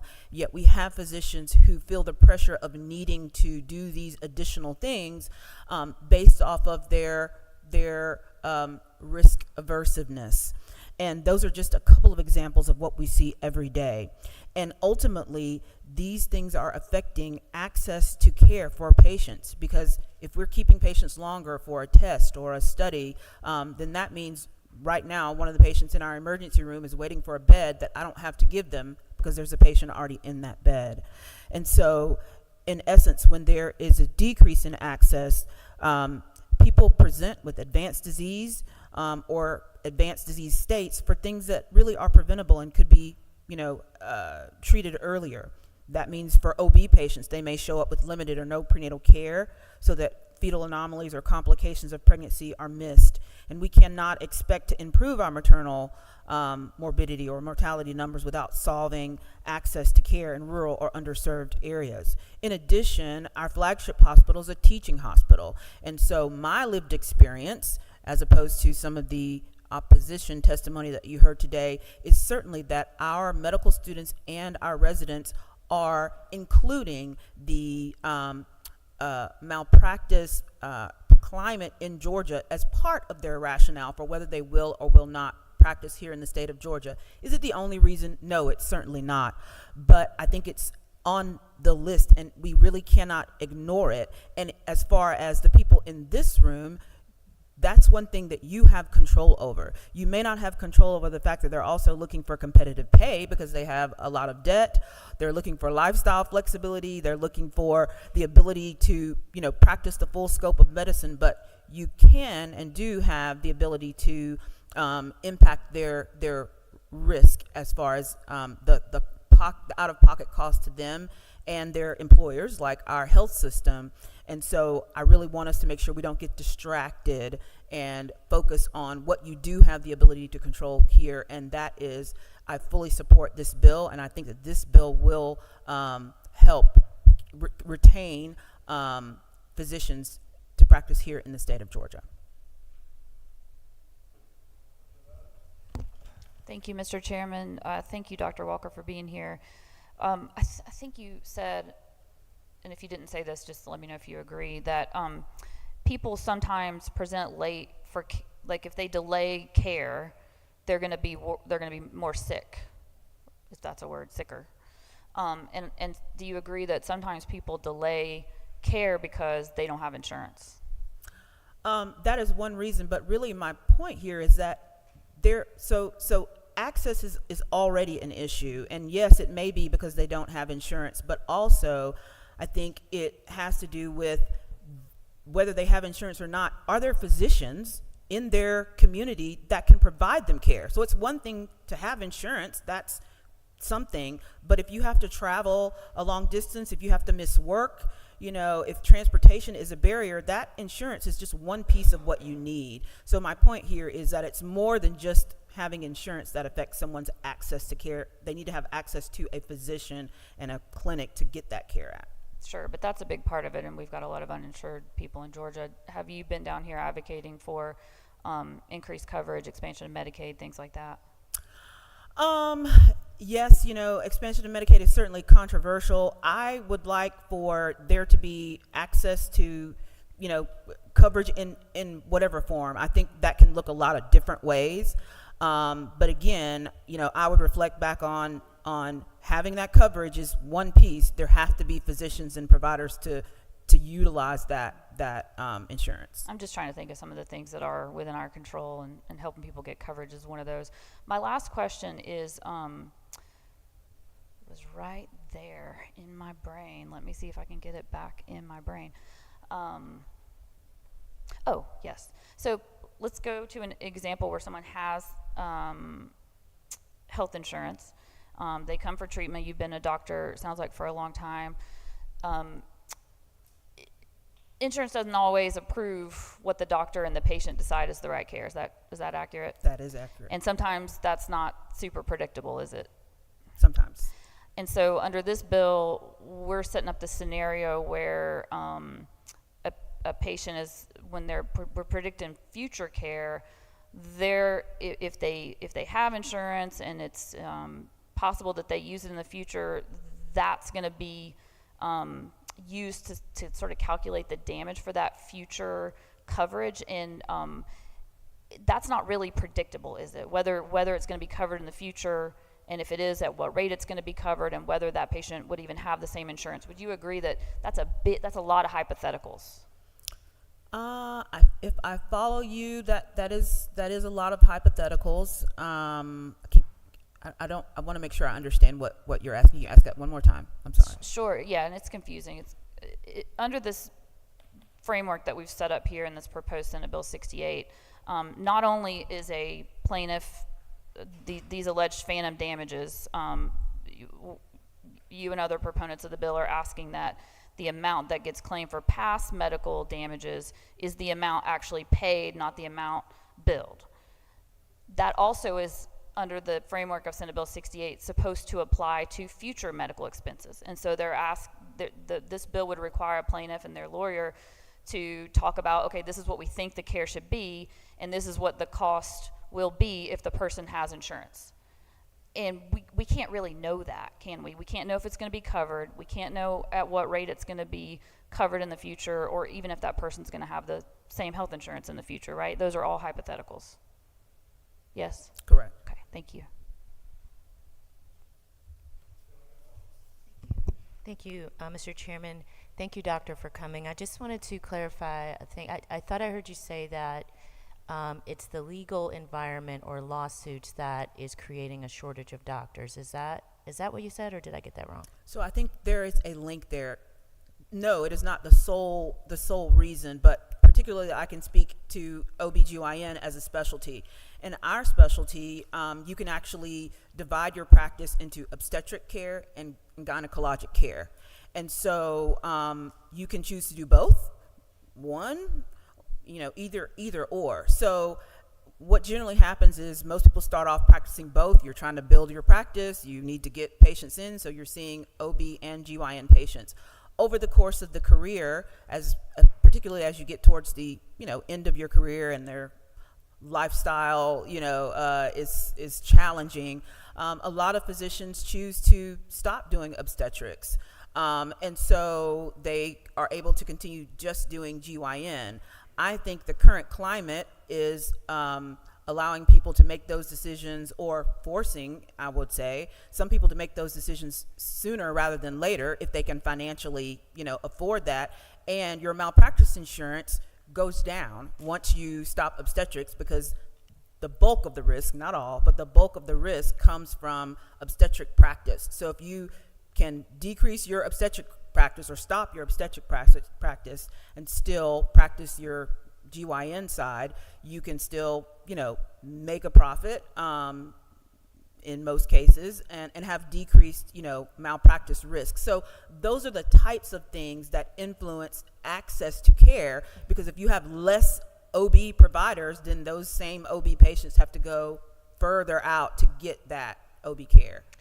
Okay, I thank you, and I think that's what you're saying is that it's based on your experience, because my understanding of the studies, and if you're familiar with them, you can tell me you're familiar or not, is that the rationale or the reason why these shortages are occurring it's based on a very complex number of factors.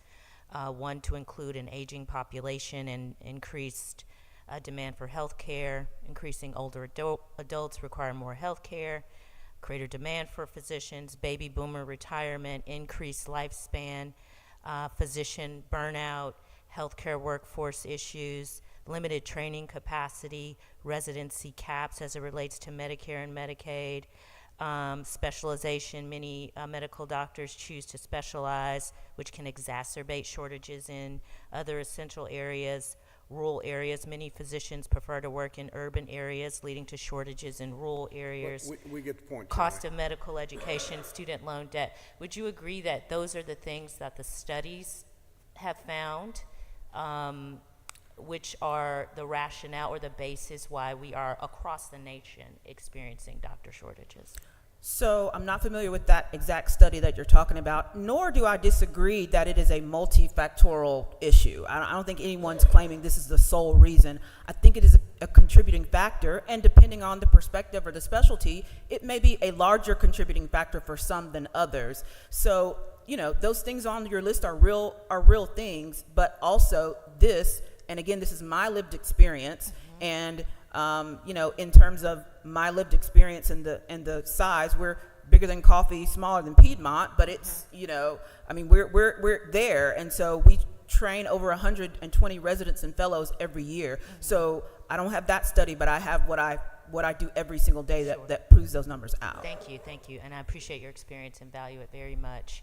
My second question, which is my last question that's specific to OBGYNs, we have heard and seen reporting, and actually heard from doctors who have come down here and testified, OBGYNs who have testified, that Georgia, another reason in the complex factor for OBGYNs is that the 6-week abortion ban, which criminalizes doctors for providing abortion care and health care, has influenced the number of OBGYNs who want to come down here and practice, residents who want to do their residency here.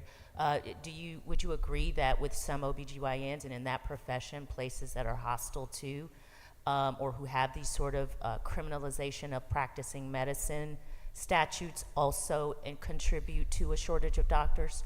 OBGYN specifically? Yes, I do, in fact. And I think I mentioned most physicians are going to want to practice at the top of their license, and that means that everything that we get trained for, we want the ability to try and incorporate that in our practice as we see fit. And so when there are practice environments that put limitations or external limitations on that, that can certainly influence someone's decision about whether or not they want to practice there.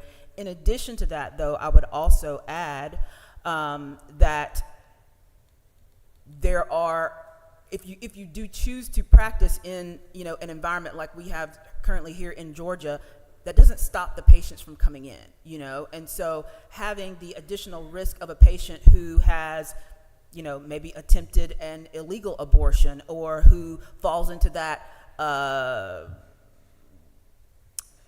gray area, I'll say it, where the rules are very not clear, places the burden on the physician to, I want to take care of the patient that's in front of me, I want to do the right thing for the patient, and yet I'm at risk if I intervene because of some of these, laws that I have to practice under. So that too also affects their, decisions about where to practice and in what environment they feel that risk, is worth taking.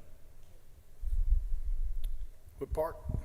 Thank you, Mr. Chairman. Especially as a hospital kind of between the sides of Piedmont and Coffee Regional, could you speak to, again, the impact of uncompensated healthcare costs versus your insurance costs? Which places a greater strain on your hospital?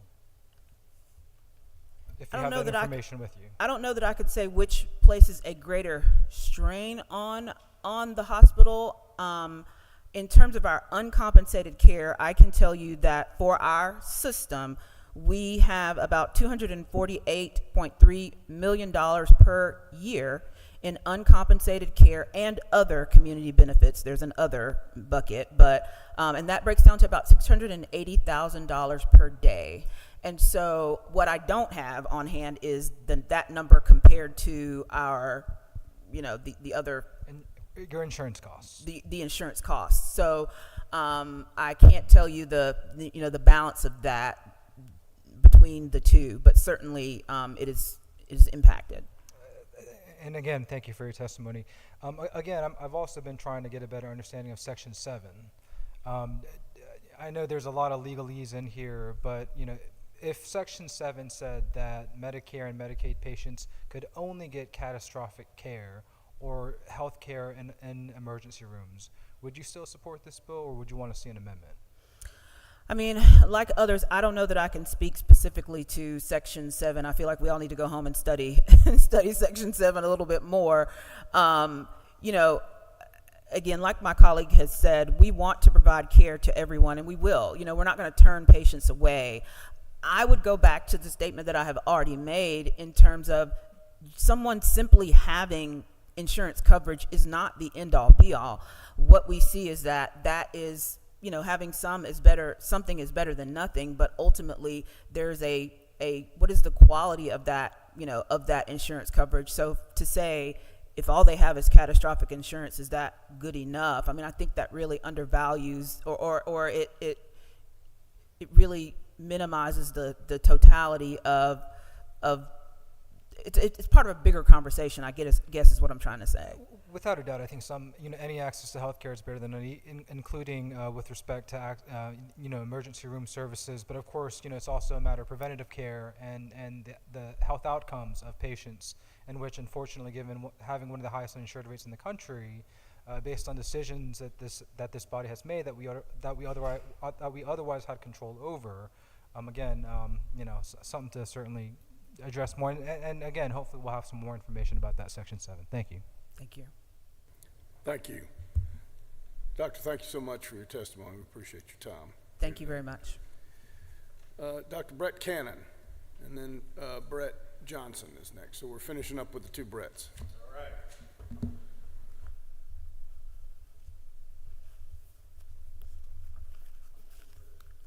Absolutely appreciate it. Mr. Chairman and committee members, let me thank you for the time to address Senate Bill 68 on behalf of Medical Association of Georgia. I'm Brett Cannon. I'm a physician. I moved to Georgia in 1997 to complete residency in emergency medicine. I've been on medical staffs and treated patients across the state and currently reside and practice in the metro area. I also have a law degree and admitted to the state bar. I'm the current president of the Georgia College of Emergency Physicians and also the chair of MAG's Lawsuit Reform Task Force. Is that a bit better? All right, thank you. For more than a decade, we've been experiencing widespread and fundamental disparity in the civil justice system that has had a significant role in creating a crisis in delivery of health care, both related to access and the substantially increased costs of care. The costs have been related, at least in part, to higher malpractice premiums than found in neighboring states, and recently higher recruitment and retention costs of physicians related to the reputation Georgia has in the medical community regarding medical malpractice environment. The reforms proposed in Senate Bill 68 would have a very real impact in addressing this crisis, not only in healthcare, but for businesses and industries across the state. Over the past 18 months, MAG has studied what neighboring states have done, talked with physicians, hospitals, insurers, and legislators with the goal of finding common sense and balanced solutions. We feel that Senate Bill 68 achieves those goals and moves us closer to parity with nearby states on the issues of civil justice and still protects patients' access to the courts. And to be clear, patients and plaintiffs should have that access.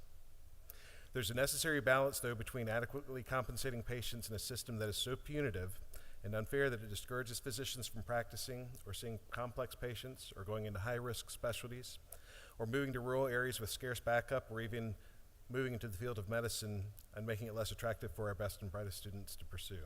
I believe these bills will improve access and quality by making Georgia a more attractive place to practice medicine in than it is currently. Regarding the health of the insurance market, I can only tell you my group's experience, and that is we have a captive with a large established, respected national insurer. Based on the review of the claims history, it was determined this past December that the captive was underfunded by millions, $13 million for 2023 and $28 million for 2024. This is in excess of what was collected from policy and truly affects and threatens my practice's ability to remain viable. This is not an insurer doing well, and it's not due to investment cycles. Regarding the sections being focused on today, I would note that medical malpractice trials are increasingly complex, often employing battle of experts and complicated medical issues. Our experience in North Carolina, based on feedback from attorneys and jurors, is that there's a significant benefit to such complex cases in separating issues of negligence and damages. And truth and damages is particularly relevant for any trials dealing with medical bills. We all know that billed amounts and paid amounts widely differ, and there are discounts applied for insured and uninsured alike. There's no logic to using an amount that everyone knows is artificially inflated and rarely, if ever, collected as being a true measure of damages.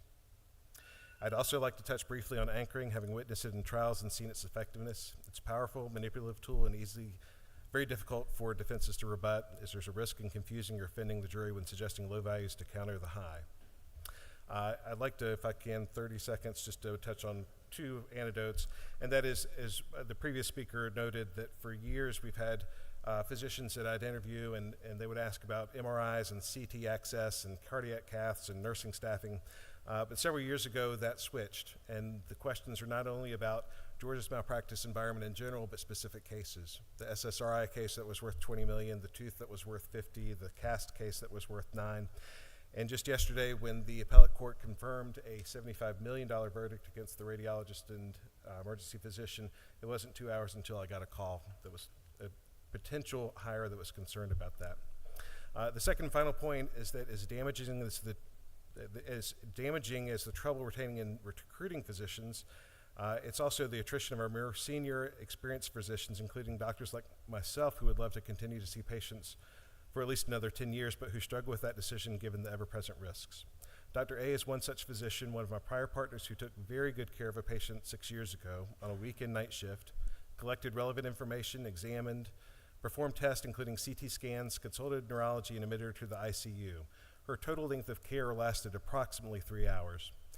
The patient did have a bad outcome unrelated to the care, and despite the fact that the doctor delivered excellent care, for 6 years, through her attorneys, she received letters suggesting that she would end up, and I want to quote for a second, having to declare bankruptcy, suck up personal and professional pain and embarrassment from such a public verdict, and be prepared to sell her house, cash out a retirement fund, and declare bankruptcy.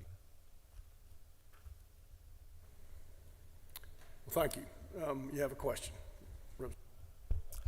Thank you, Mr. Chairman. Thank you. It was Dr. Cannon, right? Yes. I want to give you the credit of that, Doctor. Very I think one of the great tragedies in life is that we don't even though lawyers have a Juris Doctorate, we're not called doctor.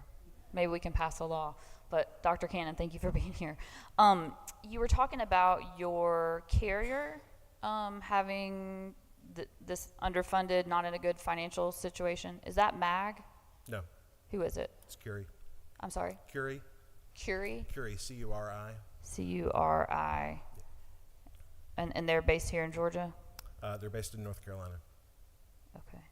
So they write coverage here, other states? They're a national carrier. Recently, they merged with Constellation, which was another large carrier out west. So they are, I believe, in all 50 states. Okay. So they're going to be affected by things that are going on in other states, not just Georgia. But specifically referring to the captive that we have with them and that cell, that is only Georgia policies. Captive meaning? That means a self-insured fund for insurance. And if we wanted to follow up and get some more, because I'm not as familiar with them as I am MAG, we could follow up with your office? I'd be glad to. Okay, thank you. Yes. All right, Whip Park. Thank you, Mr. Chairman. As a lawyer and a doctor, can you help me understand Section 7? I mean, it's in the bill, and so, you know, the concern is there a specific question, I guess, would be my... Will Section 7 result in Medicare and Medicaid patients receiving only catastrophic care or having care only in emergency rooms? I don't believe that Section 7 would alter those federal funded programs, those patients, their access or what they currently receive now. Say that again. So I don't believe Section 7 fundamentally changes the access to care that patients with those federal funds programs, CMS in the state, currently have access to. Certainly, you know, with respect to compliance with federal law, but I think the effect of Section 7, the concern I'm raising is that it pushes more of these individuals based on how this payment is structured with respect to plaintiff's insurance policy being provided as opposed to the defendants, with respect to how costs would otherwise be provided for. You know, that's the understanding that I've been provided, and so I'm just trying to get as much clarification, especially if this is going to harm the most vulnerable among us.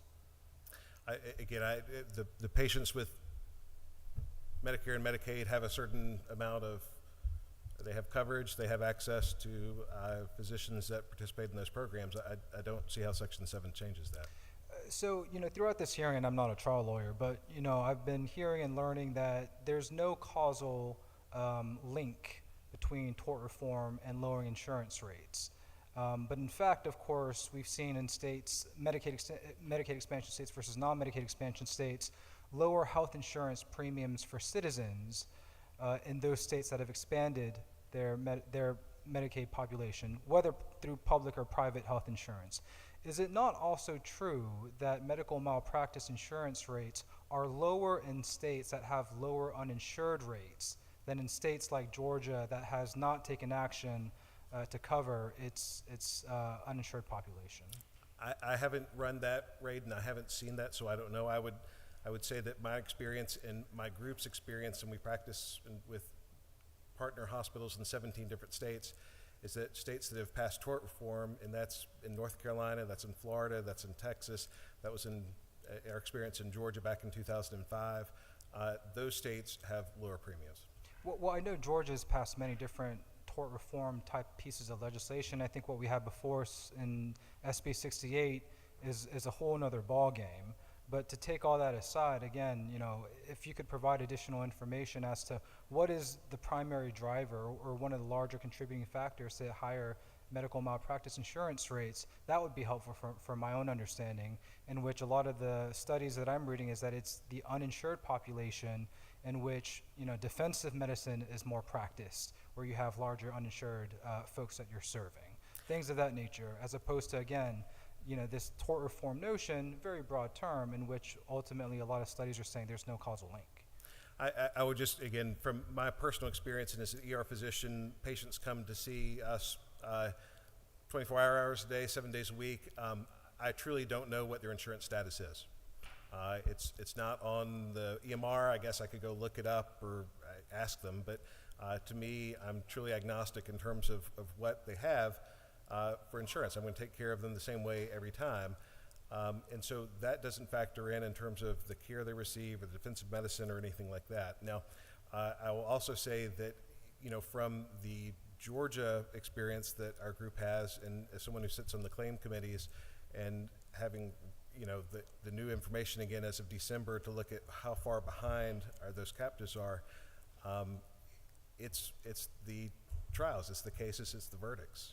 There's not, I'm sure you could come up and is there some percentage or some small amount, but week in and week out, we are faced with cases where the decision to settle is not motivated by feeling that care is delivered well or poorly, but is truly on the outcome, and it's the math. And the math is such that if you look at the maximum verdict or the scary verdicts that are out there, the extinction verdicts that truly would interrupt our ability to practice, and you multiply by the percentage that the plaintiff wins, even if you think it's a very defensible case, these $20 and $30 million verdicts by a 10% is just, it's too risky. And those settlements have gone higher and higher over the last 5 years to the point where it is certainly affecting our captive and other insurers' ability to keep up. Last comment, at least per the math and the information that I've been provided, payout per physicians have been roughly flat since 1992 to 2003. So again, I'm trying to get a better understanding as to how best we as a legislature, what actions we could take to address some of these really significant challenges, in which I think more than anything, it is our large uninsured population that continues to drive a lot of these challenges. And if I could just briefly respond, I would say, number one, our experience with our group is that they haven't been flat, that we have seen increases. The second thing, and this gets back to kind of our difficulty with recruiting and retaining, Georgia is a net exporter of medical students, it's a net exporter of residents, and it's certainly not the only issue, but in more often than not, it is an issue. And even if they're rare and even if they're not uncommon, like we've had some other speakers say, that's, if your weatherman says, look, it's lightning, but lightning only strikes a person 1 in a million. You still have to pay attention to lightning, and it still can scare people. This is scaring the doctors that will no longer practice, that retire early, that will not move to the state and leave the state after medical school or residency that we otherwise could have here taking care of Georgians. Thank you. Thank you. Thank you, Mr. Chairman. Thanks to the Google machine on my phone, I was able to find a little bit of information about Curry from curry.com. And you were mentioning that there is this bad financial situation, but they're advertising on their website, our financial success allows us to give these member distributions, and those have been since 2008, it says on their website, 51.7 million. And the most recent data available looks to be 2022. It was 2.5 million. Were you aware of that? And if things are so bad, why are we paying out distributions? I don't debate the fact that Curie and other insurers, again, we've heard evidence are doing well. Our captive in Georgia, who is only in Georgia and covering Georgia physicians, is not doing well. Well, but they're paying out these distributions not from Georgia. To everybody. But it must not be so bad that they. Well, but it must not be so bad that they can't cover losses here. They don't see losses. I apologize for interrupting. It's not so bad in North Carolina, maybe, or it's not so bad in Texas or other states that have passed reform. But here in Georgia, our captive is significantly in the hole, and it's not because of investment. It's because of the loss run rate and the expected losses over the next 5 years. But they're not limiting distributions. I mean, they're giving those to everybody. They're not saying if you're in Georgia, you don't get it, right? None of our Georgia physicians that are covered are getting any sort of distributions or money back. None of them? No. Okay, we'll check on that. My last question, you inspired, I didn't catch before that you were an emergency room doctor. Correct. And emergency room standard of negligence is gross negligence, right? In certain cases, yes. That's a pretty good liability protection, right? And there's not any better standard on the doctor side than gross negligence, is there? You would think, and yet certain cases would bring that into question. But that's not going to change in this bill, that negligence standard. That's not addressed in this bill at all, no. Okay, thank you. And OBGYNs have that same standard, generally speaking. OBGYNs have that same standard if the care is, we'll just kind of say adjacent to someone who presents with an emergency, whether it's in the emergency department or perhaps an L&D unit, again, that is unscheduled care. But Right. not every L&D patient would fall And under that's that. not going to change under this bill either. We're still providing that pretty good liability protection to doctors, true? That's correct. Thank you. I think Representative Evans, thank you, Mr. Chairman, stole my thunder a little bit about that question. But generally speaking, for a doctor to be sued, they're really not like many other tort feasors in the state of Georgia. They do get certain extra levels of protection. Wouldn't you agree with that? The ER standard, again, in certain cases, is a different level of protection, yes. Can you sue a doctor for simple negligence? For being negligent, yes. It has to be below the standard of care, correct?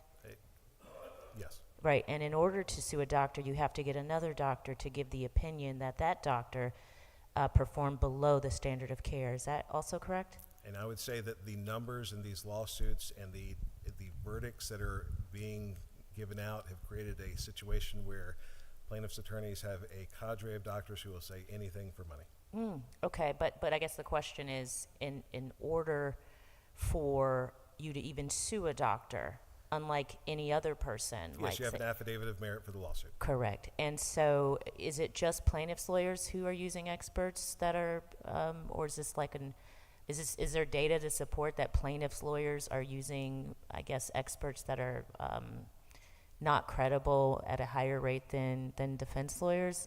You seem to poo-poo another doctor's opinion. Well, I've read a lot of affidavits, so that's all I can tell you about that. Okay. Thank you. All right, you have no further questions? Thank you. All right, that's the last of our witnesses. And so that will conclude tonight's hearing. And once I make a decision about what we're doing next, I will let everybody know. Until then, everyone have a good evening.